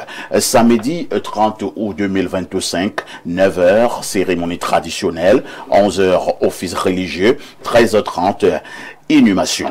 Nous adressons donc tout simplement nos condoléances à cette grande famille, que l'âme du défunt, l'âme de François Menjime Engele repose en paix. C'était un ingénieur agronome hors échelle. Lorsque nous avons dit cela, nous accueillons notre frère et ami, le Makouma. Bonjour. Bonjour, perfecto. Quoi de neuf concernant la santé? Que des bonnes nouvelles du côté de chez Plante de Vie, avec des nouvelles trouvailles et des nouveaux produits que nous mettons à la disposition Camerounais, des citoyens du monde là qui sont malades, des personnes qui n'arrivent pas à trouver satisfaction. On a parlé déjà longtemps ici là du King Fimic, 24 la solution, ce projet-là qui permet d'éradiquer le chlamydia ou la chlamydia entre 2, 3, 4, 5 semaines pour des personnes là qui sont victimes de chlamydia, qui sont maltraitées ou bien qui ne sont pas traitées du tout. Alors le produit King Fimic, encore ce matin, on vous dit encore à toutes les personnes là qui nous regardent actuellement que le King Fimic, c'est ce produit-là donc qui permet d'éradiquer tout ce qu'il y a comme infection sexuellement transmissible en vous, que ce soit la syphilis, que ce soit l'herpès génital, que ce soit même l'herpès buccal, et même les personnes qui sont victimes de gonococcie, ou même de chancre mou, et aussi ces femmes-là qui ont des problèmes de procréation, parce que la campagne en elle-même, elle est baptisée Un couple c'est bébé, pour des couples qui n'arrivent pas à avoir des enfants à la maison, du fait que le monsieur a les problèmes d'azospermie ou bien d'oligospermie, et parfois même de sperme faible ou absent, et aussi ces gens qui ont les symptômes tels que la lourdeur des jambes, la chaleur dans la plante des pieds, les saignements en abondance, les écoulements de sexe, que ce soit chez l'homme ou bien chez la femme, et aussi ces femmes qui ont les problèmes de crampe bouchée et même des myomes et des fibromes et des kystes ovariens, elles n'ont plus besoin de se faire opérer parce que désormais nous avons des produits, nous avons le produit King Fimic qui vient brûler ça de manière naturelle, et elles n'ont plus besoin d'avoir peur que non, peut-être sur la table d'opération ça peut mal se passer. Avec le produit King Fimic 24 la solution, ce sont des traitements de la médecine naturelle, la médecine douce en fait. Le Akuma de Plante de Vie, oui. Qu'est-ce que nous pouvons encore savoir ce matin sur le fameux produit Open Sex? Oui, sur le fameux produit Open Sex, c'est ce produit-là qui redonne l'assurance et qui réassure les hommes et aussi des femmes. Ces femmes-là qui souvent ne sont pas à l'aise, bien que parfois n'arrivent pas à s'exprimer au sein de leur couple, bien au niveau de leur entourage. C'est ce produit-là qui permet donc d'augmenter la taille et le volume de l'appareil génital de manière naturelle, et ceci c'est sans effet secondaire. Bien que beaucoup de personnes sont souvent sceptiques de savoir comment c'est possible de pouvoir augmenter quelque chose que Dieu a donné, comment est-ce que nous on vient pour pouvoir modifier ça. Seulement il y a beaucoup des erreurs qui sont commises pendant la naissance ou bien même pendant que l'enfant est en train de grandir, à savoir la circoncision précoce, et ces parents là qui ont cette fâcheuse habitude de faire porter des caleçons trop serrés à leurs enfants. Et aussi, comme j'aime toujours dire, chers parents, la circoncision précoce est l'une des causes principales du manque de développement de l'appareil génital de l'homme. Alors, avec le produit Open Sex, c'est désormais possible d'avoir une taille selon votre convenance. Nous avons mis 3 formats sur le marché. Il y a le grand format qui augmente entre 4 et 6 centimes d'augmentation. Il y a le moyen format qui augmente entre 2 et 4 centimes d'augmentation. Et le petit format qui augmente entre 1 et 2 centimes d'augmentation. Il faudrait savoir que le produit Open Sex, quand on parle de 3 formats, c'est le même produit, c'est juste les quantités qui diffèrent. N'allez pas croire que le grand format est plus efficace que le moyen, bien que le petit. Seulement, plus on utilise le produit, plus ça va sortir. Ça veut dire que la personne qui va prendre le petit format aura moins de temps d'utilisation que celui qui va prendre le moyen ou bien le grand. Alors, n'hésitez pas à nous contacter sur les différents numéros qui s'affichent au bas du petit écran. Douala, nous sommes à la Cité des Palmiers, derrière le lycée, et désormais nous serons à Aquanor. Donc, pour les personnes là qui se plaignent de la distance, les personnes qui viennent de Mbanga, bref, dans le Mongo, Bonabéry, et désormais nous sommes à Aquanor. À Yaoundé, nous sommes encore Ndongo, Carrefour, Iptec, à l'immeuble Baïga Center, face maison du parti ou maison de la femme, parce que les deux maisons sont collées. Nous sommes au rez-de-chaussée, vous allez voir la baie vitrée, Plante de Vie, nous sommes là pour vous servir. Et Plante de Vie est ouvert tous les jours, de lundi à lundi, même les jours fériés, parce qu'on estime que la maladie ne connaît pas le férié, la maladie ne connaît pas le repos. La maladie ne connaît donc pas de férié, encore moins de repos. Merci à Lema Koumar qui était encore là ce matin. Nous marquons une autre touche pause.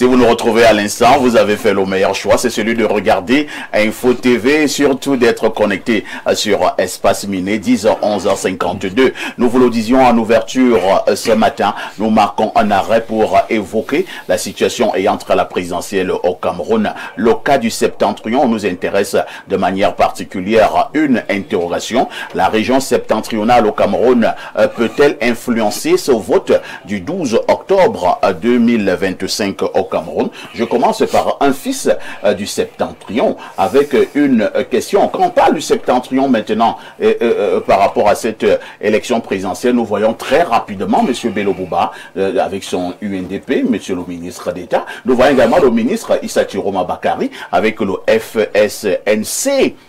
Ces deux personnalités politiques dans le Grand Nord peuvent-ils encore convaincre cet électorat? La question reste posée. Pour ma part, déjà, je considère que la décision de ces deux personnalités politiques, c'est une décision courageuse dans le contexte actuel camerounais. Ils ont acté la rupture avec leur allié d'hier et jusqu'à même se présenter aujourd'hui à l'élection présidentielle d'octobre 2025. C'est tout à leur honneur. Et cela participe pour ma part à la vitalité de notre démocratie. Mais ceci dit, et avant même de dire ce que je pense, il faut aussi noter qu'ils sont populaires. Ceux qui aujourd'hui essayent de caricaturer leur acte se trompent. Bello Bouba Maïgari et Issa Chiroma Bakari sont populaires. Chacun à sa façon et chacun cela ne souffre à son de niveau. rien. Cela ne saurait souffrir de quelque chose. Maintenant, moi j'ai un autre problème. C'est lequel? C'est que ce n'est pas le message qui véhicule qui me pose problème. Ce sont les messagers. Ah bon? Bien évidemment. Le message est bon. Avec tout le respect que mais je les dois à messagers ces... on peut avoir un problème.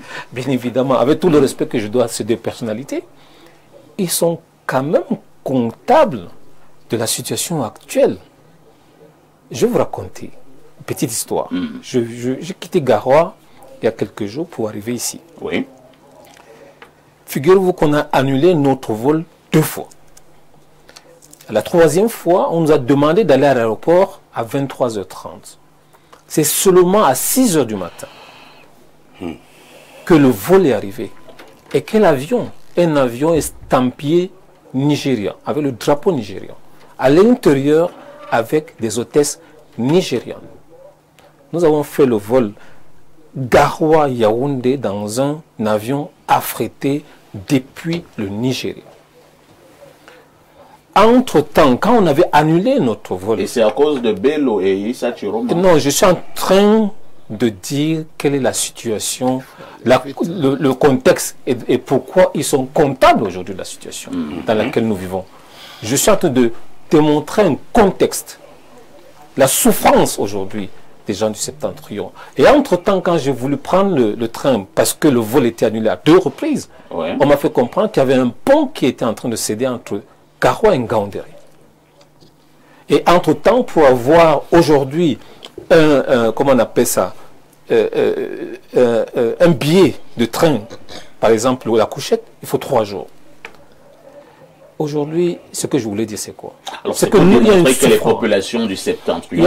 Il y a une souffrance. Et je vous assure que de Yaoundé, beaucoup ne peuvent pas comprendre aujourd'hui la défiance, la souffrance que les gens vivent dans cette partie. Mais c'est cette souffrance-là que Bello et Chiroma sont en train de faire comprendre qu'ils vont venir à abolir. Mais ils sont comptables. Ah bon? Bien évidemment qu'ils sont comptables de la situation. Ils ont accompagné le renouveau depuis plus de 32 ans. C'est pour ça que moi j'ai un problème avec les messagers, pas avec le message. Le message est bon. Le message est bon. Les messagers posent un problème. Me pose un véritable problème. Cela n'enlève en rien leur capacité aujourd'hui de mobiliser et de dire ce qui ne va pas. Sam Sévérin Angomou, vous qui êtes du RDPC, j'en parlais déjà hier, deux poids lourds qui vous lâchent comme cela à quelques semaines de cette présidentielle, poids lourds venant du Septentrion, on le sait, vous et moi, et qui était un grand vivier électoral. Est-ce que on ne devrait pas avoir un peu de frayeur du côté du RDPC? Non, pas du tout. Je vais répondre sur les cas spécifiques de Issa Chiroma et de Bello Bouba Maïgari.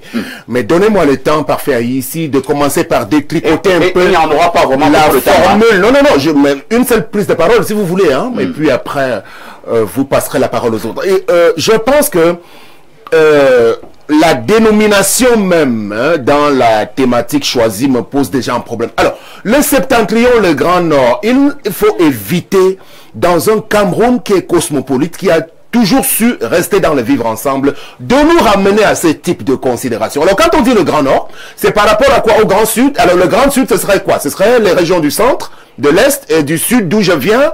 Non. Oui, effectivement, c'est ça. Bon, effectivement, c'est ça. Donc, les gens du Grand Nord doivent d'abord commencer par cesser de se prendre pour une entité à part.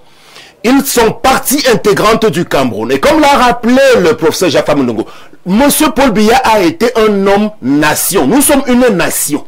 Les irrédentismes et toutes les formes de communautarisme auxquels on veut nous plonger, je suis contre ça en tant que président d'un mouvement qui défend les institutions. Ça, c'est d'abord quelque chose que je voulais évacuer assez rapidement. Alors, le Grand Nord aujourd'hui, et d'ailleurs, je vais terminer. Parlons de Paul Biya qui est arrivé à la suite de Amadou Ahidjo. Amadou Ahidjo a été le premier président du Cameroun, issu du Nord, du Grand Nord. Et la ville de Garoua aujourd'hui, monsieur, parce que vous avez pris juste le mauvais exemple, la ville de Garoua est présentée comme l'une des plus belles au Cameroun. Pourquoi Garoua? Garoua de monsieur Ahidjo. Donc il a tout fait pour que Garoua, à elle toute seule, puisse concentrer un ensemble de choses élégantes et agréables à regarder et à vivre quand vous descendez à Garoua par avion. Ce qui ne peut pas être le cas de Sanmelima. D'où vient Paul Biya ou bien de Ebolova? La faute à qui? Parce que non, c'est pour justement démontrer que Paul Biya, lui, n'a pas été un président de région. C'est un président nation. Donc il faut qu'on reste dans cette considération. Si c'est parce que le président Biya a été un président de nation, cela signifie qu'on ne doit pas développer là. Non, cela signifie que les problèmes qui sont invoqués par les gens du Grand Nord du Septentrion sont les mêmes que nous on vit. Nous on n'a pas la route et Bono va comme de Kribi en ce moment. On n'a pas la route entre Biwambane et Bono va passer jusqu'à vous allez interdire. On se plaint, mais il faut éviter d'avoir des attitudes victimaires. Il n'y a pas de thèse complotiste à venir développer ici. Mais comme on n'a pas beaucoup de temps, je reviendrai. Mais je sors pour les cas de Issa Chiroma et Bello Bouba Maïgari. Et là, je le rejoins, effectivement. Ils ne peuvent pas se lever aujourd'hui, à 2 ou 3 jours d'une élection, pour dire que c'est eux les oraux de la région du Grand Nord, ou bien de tout le Cameroun tout entier. Et d'ailleurs, moi, je ne dénie pas à un ressortissant nordiste de vouloir devenir chef de l'État. Il n'y a pas de souci. Mais ce qui n'est pas bon et qui est vicieux dans l'affaire, c'est de se présenter comme un futur chef d'État. Parce qu'on vient du Grand Nord et penser qu'on va mobiliser d'abord le gros électorat du Grand Nord. Non. C'est environ 40%. Bon, alors, bon, c'est 40%. Moi, Sam Sévérin, 40% de l'électorat. Bon, alors, c'est ça qui doit leur donner des ailes pour penser qu'ils sont des faiseurs de roi du Cameroun. En politique, vous négligez 40% de l'électorat. Il n'y a rien à négliger, mais nous disons simplement que c'est de la mauvaise foi et de la manipulation. Ce sont des mauvais acteurs parce qu'effectivement, ils auront été partie prenante. Alors, la meilleure chose de leur part aurait été de se retirer même 5 ou 10 ans avant. Parce qu'un véritable homme politique se projette. Tu n'attends pas la veille pour venir dire non, moi je ne suis pas coupable de quoi que ce soit. Parce que pour le cas du ministre d'État chargé du tourisme, il a été ministre plusieurs fois, il a même été premier ministre. Mais à la tête du département du tourisme camerounais pendant ces dernières années, on peut lui demander de rendre des comptes. Parce qu'il a été dans la République, dans l'arc républicain. Donc je sors avec vraiment une déclaration sur les discours qui tendent à segmenter le Cameroun aujourd'hui. Le Cameroun restera fort et ce ne sera pas par rapport à telle ou telle région. L'ensemble des régions du Cameroun pourront produire des électeurs aux candidats du RDPC. Je l'imagine, je le souhaite, ou alors à tout autre candidat. Mais véritablement des discours divisionnistes, nous sommes contre ce type de propos. Apparemment, vous qui sortez du Grand Nord, vous avez été très attaqué. Hein? Vous voulez absolument réagir en une minute. Oui, tout à fait. Moi, je ne suis défenseur ni de Bello Bouba Maïgari, ni de Issa Chiroma Bakari, avec tout le respect que je leur dois. Moi, je vais sortir du discours, M. Séverin Ango, comme vous le dites. Je vais être factuel. Entre 2014 et 2024, c'est les chiffres de l'Institut national des statistiques. Il y avait en 2014 60 personnes sur 100 qui vivaient en dessous du seuil de pauvreté dans le Grand Nord. Le seuil de pauvreté défini par l'État du Cameroun, c'est de vivre avec 813 francs CFA par jour. 60 personnes sur 100. En 2024, 10 ans après, c'est 70 personnes sur 10. Ça veut dire quoi? Ça veut dire qu'il y a plus de pauvres sur 100. Il y a plus de pauvres aujourd'hui qu'il y a 10 ans. En même temps. Dans le Grand Nord ou bien dans le Cameroun? Dans le Grand Nord d'abord. Laissez-moi venir. Laissez-moi, c'est une comparaison. Laissez-moi venir, s'il vous plaît. Laissez-moi venir. En même temps, dans le Cameroun entier déjà, aujourd'hui, il y a 4 personnes sur 10. Si vous voulez, 40 personnes sur 100 qui vivent en dessous du seuil de pauvreté.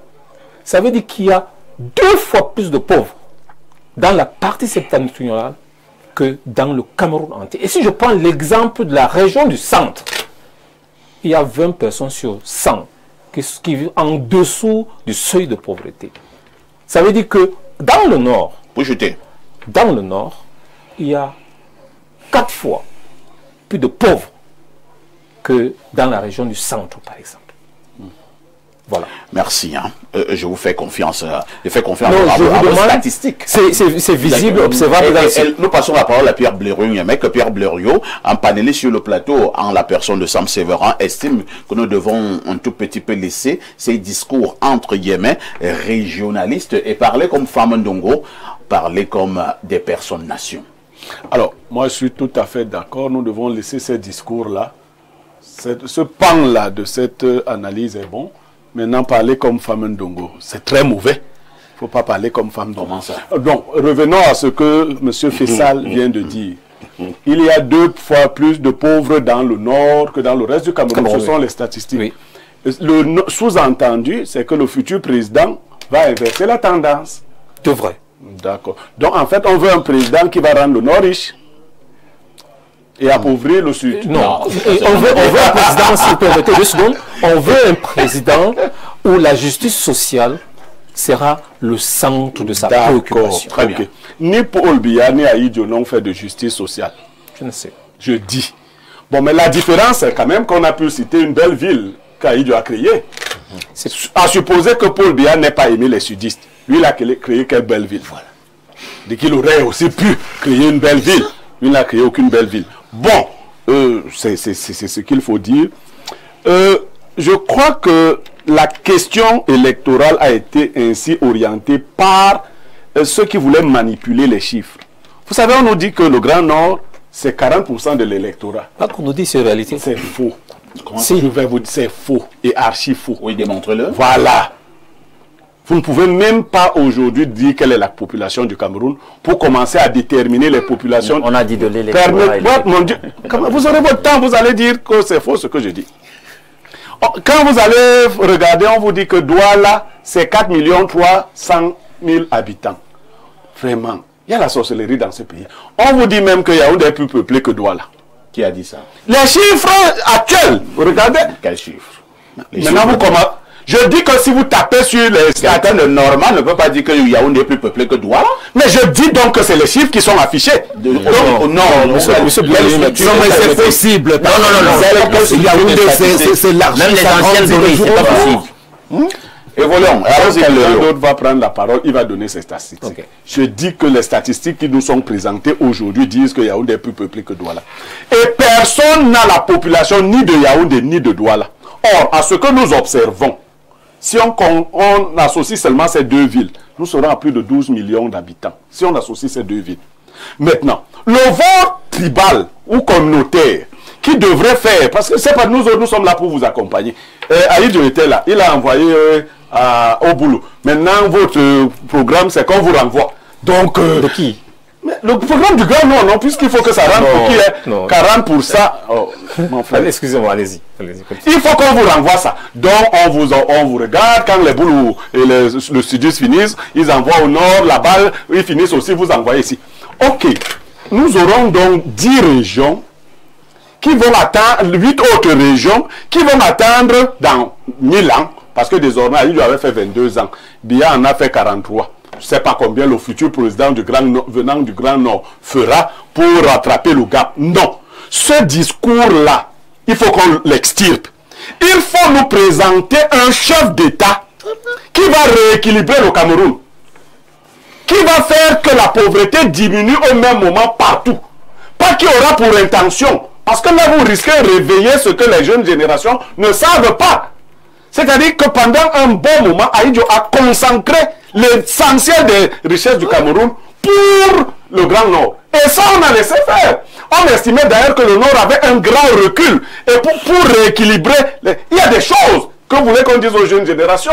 Le président Ahidjo disait que là où le gars du Sud a le bas, il faut que le gars du Nord ait le BPC. On a laissé faire pour équilibrer la nation. C'est pas ce que vous avez préparé. Cherchez-nous un président, qu'il soit du Grand Nord, qu'il soit du Grand Sud, de l'Est, n'importe qui va rééquilibrer la nation Cameroun. Mais si vous nous cherchez un président qui va rééquilibrer le Grand Nord, vous aurez votre président du Grand Nord, les sudistes auront leur président du Grand Sud. Nous aussi, on va chez... Comme les Bassans, nous sommes perdus. On ne sait même pas. On passe la parole à Alain Douk. Alain Douk, nous posons la question fondamentale ce matin. Si le septentrion peut influencer le vote du 12 octobre. Et nous nous appuyons sur les statistiques. C'est un peu plus de 40% de l'électorat. Je pense que je vais m'intéresser finalement au sujet. Parce qu'à un certain moment dans les analyses, j'ai eu l'impression qu'on voulait s'excentrer du sujet soumis à notre examen. On ne peut pas.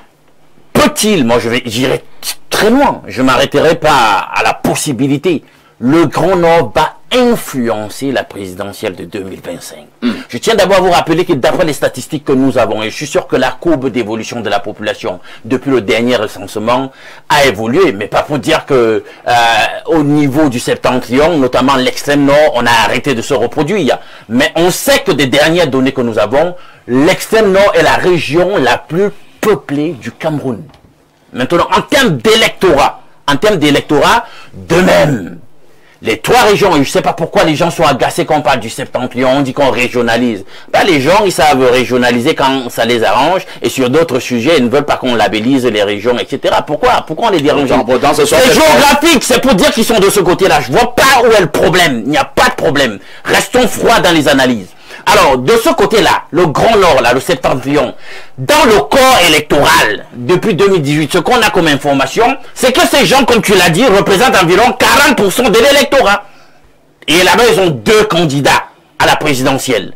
Maintenant, les régions, là, littoral, ouest, sud-ouest, nord-ouest, eux, ils représentent environ 35% de l'électorat. Pour combien de candidats? Pour 10 candidats. On voit que statistiquement, c'est un problème. Parce qu'avec 10 candidats, pour un 35%, vous êtes quand même un tout petit peu en train d'émietter vos possibilités. Là-bas, ils ont 40%, ils n'ont que 2 candidats. Bien maintenant, dans le grand test sud et centre, il y a le candidat Biya. Biya, là-bas, ça représente environ 26% de l'électorat. Bien, et là, ils n'ont que leur candidat Biya, qui est de cette terre géographique-là. Vous voyez donc que lorsqu'on rabat les cartes, on constate que sur le plan des données statistiques, la région en question, la grande région en question, le septentrion, a toutes les cartes sur le plan statistique pour donner de la voix, pour donner le là dans cette élection présidentielle. Et donc c'est une région... Il n'y a rien à dire, c'est de la mauvaise foi de tenir un autre discours. Il n'y a rien à dire, c'est les statistiques. Bien. Vous allez chuter. Non, c'est clair, c'est les statistiques. Bien, maintenant donc, il peut se produire quelque chose parfait. Parce que je veux croire que ces 2 figures du septentrion pourraient même, entre-temps, coaliser et réduire encore les possibilités de voir leur électorat de ce côté-là être disparate. Mais rien n'empêche, notamment aussi, coup de théâtre, quand nous voyons ces mêmes gens qui ont été des alliés du RDPC hier, nous faire un coup de théâtre à la lisière de l'échéance électorale, et on dit qu'ils rejoignent leurs grands camarades d'avant qu'ils ont toujours soutenu. Attends, vous pensez vraiment que les Camerounais peuvent se lever d'ici le 12 octobre et Thierry va reprendre la parole? Il dit que j'ai décidé... La politique, c'est le giron de tous les possibles, monsieur. Surtout quand on s'en donne les moyens. Et Bello va pas aussi le faire. Pourquoi pas? Hier, qu'elle le faisait, qu'est-ce qu'ils l'ont déjà fait? Ben là, voilà. Oui. Ce scénario est quand même possible. L'un d'eux voit loin. L'un d'eux, c'est un visionnaire dans ses analyses. Je voudrais vous dire que vous serez surpris d'ici la fin de ce processus électoral. Et il y a des tractations. Bien de choses vont se passer. Il y en a même déjà eu qui se passent sous cap. Et nous attendons la fin de cette échéance et nous verrons bien. Alors, moi, je vais demeurer un peu focalisé sur la problématique. La problématique, non, je vais vous surprendre. Le septentrion ne va rien influencer du tout. Ah bon? Oui, je vous démontre cela parce que j'ai une maîtrise dans ces affaires politiques. Dans le septentrion, il y aura le président Biya qui sera en tête, qui va gagner l'extrême nord. Il y aura Bello Magari qui va gagner la Damawa. Il y aura Chiroma qui va gagner le nord. Ça veut dire quoi? Ça veut dire que le septentrion, ce n'est pas 40% de l'électorat, c'est le tiers. C'est le tiers de l'électorat. C'est moins de 40% quand même. Non, c'est 40%. C'est 39, quelque chose. Non, c'est exactement 32,49. Voilà, je sais de quoi le septentrion. Oui, voilà. Je vous dis que c'est le tiers. Les chiffres arrêtés. Oui, c'est le tiers. Ici, c'est le tiers. Juste après. Oui, c'est possible. Je vous dis la vérité, c'est ça que je dis. Il a la bonne statistique. Il n'est même pas 30%, 38%. C'est possible, c'est 30.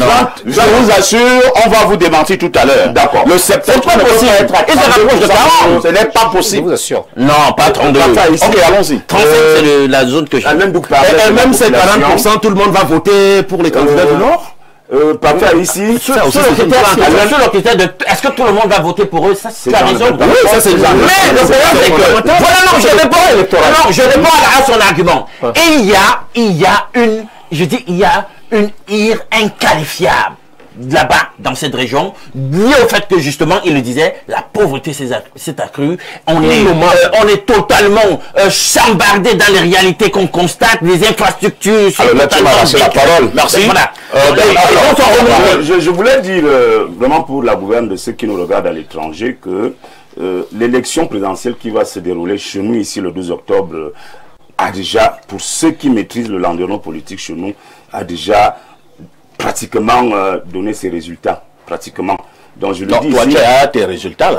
Et de la futurologie dans une boule de cristal. La futurologie. C'est parce que tu as du RDPC que tu as les résultats. Là, c'est le journaliste objectif et réaliste qui vous parle. Comment tu dis objectif? À la lumière de certaines tu sais qui va voter, qui... Parfait, ici, je vous dis qu'il y aura le... Un analyste. Il y aura l'analyse. C'est pas la futurologie. Il y aura le président Biya. Et je vous ai dit dernièrement, vous allez archiver ces émissions. Le grand enjeu de cette élection du 12 octobre, ce sera qui sera le prochain leader de l'opposition. C'est-à-dire parce que le président étant déjà élu, il faudra un deuxième. Là n'est pas le débat. Je reviens donc sur la thématique. Je vous dis que... Là, vous ne parlez pas la thématique. Non, je vous dis que dans cette élection du 12 octobre, les gens pensent que Bello Bouba et Issa Chiroma vont faire quelque chose à Biya. Non. Ils auront leur électorat. Parce que Bello, déjà, a une région qui est la Damawa, où il a 502 conseillers municipaux et il a la région de la Damawa. Issa Chiroma aura le nord et le président Biya aura l'extrême nord. Mais dans toutes ces régions-là, chacun de ces leaders aura des voix, aussi bien ici qu'ailleurs. Et à la fin, vous allez voir que Biya sera premier dans le septentrion. Alors, bonjour parfait. Monsieur Niemek fait une confusion entre la région du littoral et Douala. Les statistiques disent que le centre est plus peuplé que le littoral et non Yaoundé. C'est ton camarade de classe Franck Hamon du lycée d'Anguissa. Bonjour Franck. Un autre message, que dit ce téléspectateur. Bon début de semaine, espace miné. Le septentrion a toujours été faiseur de roi. Il peut donc, bel et bien, influencer la présidentielle 2025. Pour quel candidat? Et c'est la question à 1 milliard. Monsieur Ona a la certitude de celui qui connaît les magouilles habituelles. Bravo, monsieur Ango, pour en communiquant RDPC, vous avez vaillamment enfoncé l'image de ce parti politique d'échec. Allez de l'avant, Bertrand Marois.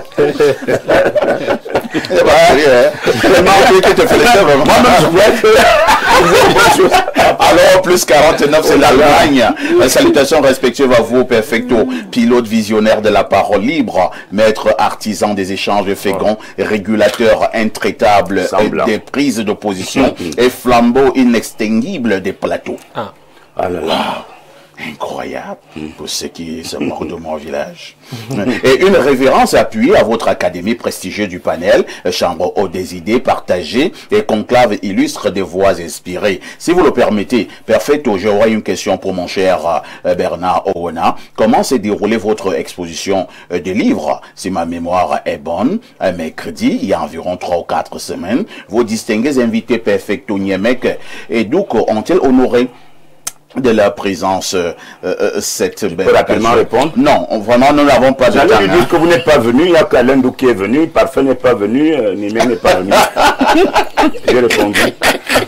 C'était le 3 août, au cercle municipal. Bonjour Parfait à tout le panel d'Espace Mini de ce lundi matin. Par rapport au bras de fer MINCEP, dont nous ne parlons plus de cela, nous parlons du septentrion.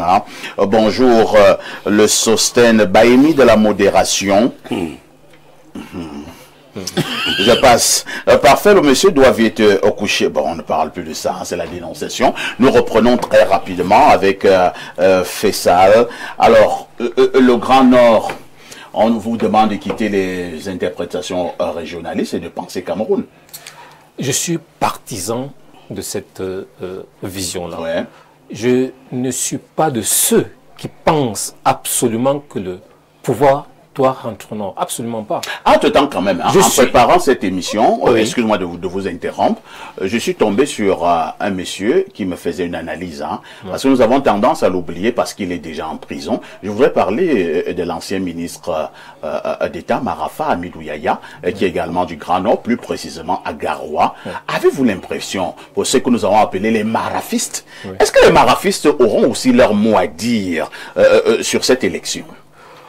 Monsieur Parfait, on a observé il y a quelques jours l'irruption de quelques marafistes dans les échanges qu'il y avait entre Issa Chirouma Bakari et Bello Bouba Maïga. Ah bon? Bien sûr. Je ne veux pas citer des noms, c'est des aînés que je côtoie régulièrement, donc je ne veux pas les citer, mais tout le monde sait de qui je parle. Maintenant, est-ce qu'ils sont des marafistes ou pas? En tout cas, tout ce qui est sûr, c'est qu'ils sont des proches de Marafa.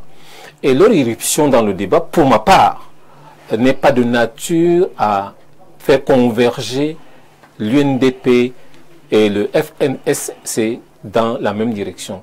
Pour qui connaît l'inimitié entre Issa Chirouma Bakari et Marafa Hamidou Yahya, je vous assure que ce dernier préférera retourner vers le RDPC que d'accepter une coalition à l'ombre des marafistes.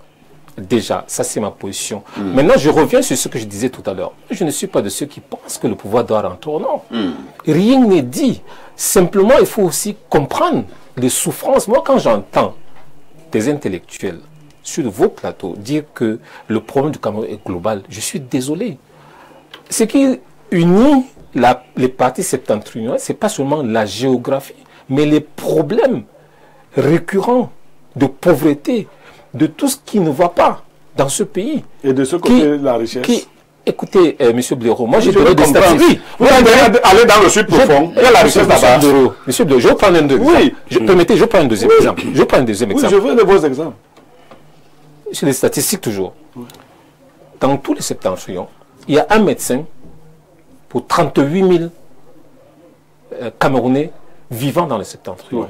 Dans la région du sud, il y a un médecin pour 8 600. Il y a d'abord quelle population là-bas? C'est une question de statistiques. Permettez à monsieur de sa pensée. C'est une question de statistiques. Sinon, rien ne vaut. S'il n'y a pas un baromètre d'évaluation de l'évolution d'une société. En fait, vous êtes là pour prôner un meilleur équilibre. Moi, je suis là pour dire que on peut faire mieux. Pour ma part, peu importe celui qui est président de la République. Je vais juste, pardon, si vous permettez. Nous sommes au terme de ce programme, donc on chute. Ok, je chute. Vous pensez que la route entre Garoua et Ngaoundéré, qui depuis plus de 15 ans n'est pas praticable, la route entre Maroua et Koussiri est impraticable depuis plus de 10 ans. Comment peut-on aujourd'hui dire qu'il n'y a pas un problème spécifique au septentrion. Ce n'est pas acceptable, ce n'est pas audible. Le ministre du plan est de là-bas. Hein. Merci beaucoup. Nous sommes arrivés au terme de ce programme. S'il vous plaît, les routes sont praticables dans le Monsieur Fassad est de l'extrême nord, il défend sa région, il n'a pas demandé que vous le défendez. Habituellement, vous défendez les batailles. C'est ce qu'on va faire, hein? Non, monsieur Niemek. Tous les jours, vous défendez les bassins. Pas tous les jours. Je dis pas tous les jours. Vous avez que les bassins n'ont plus de ministre. Parce que moi, je ne comprends même pas. Ici, seulement à Samuel, le sens. Merci à Sam Séverin d'avoir été là ce matin. Merci à Bernard Oona. Merci à Ledo.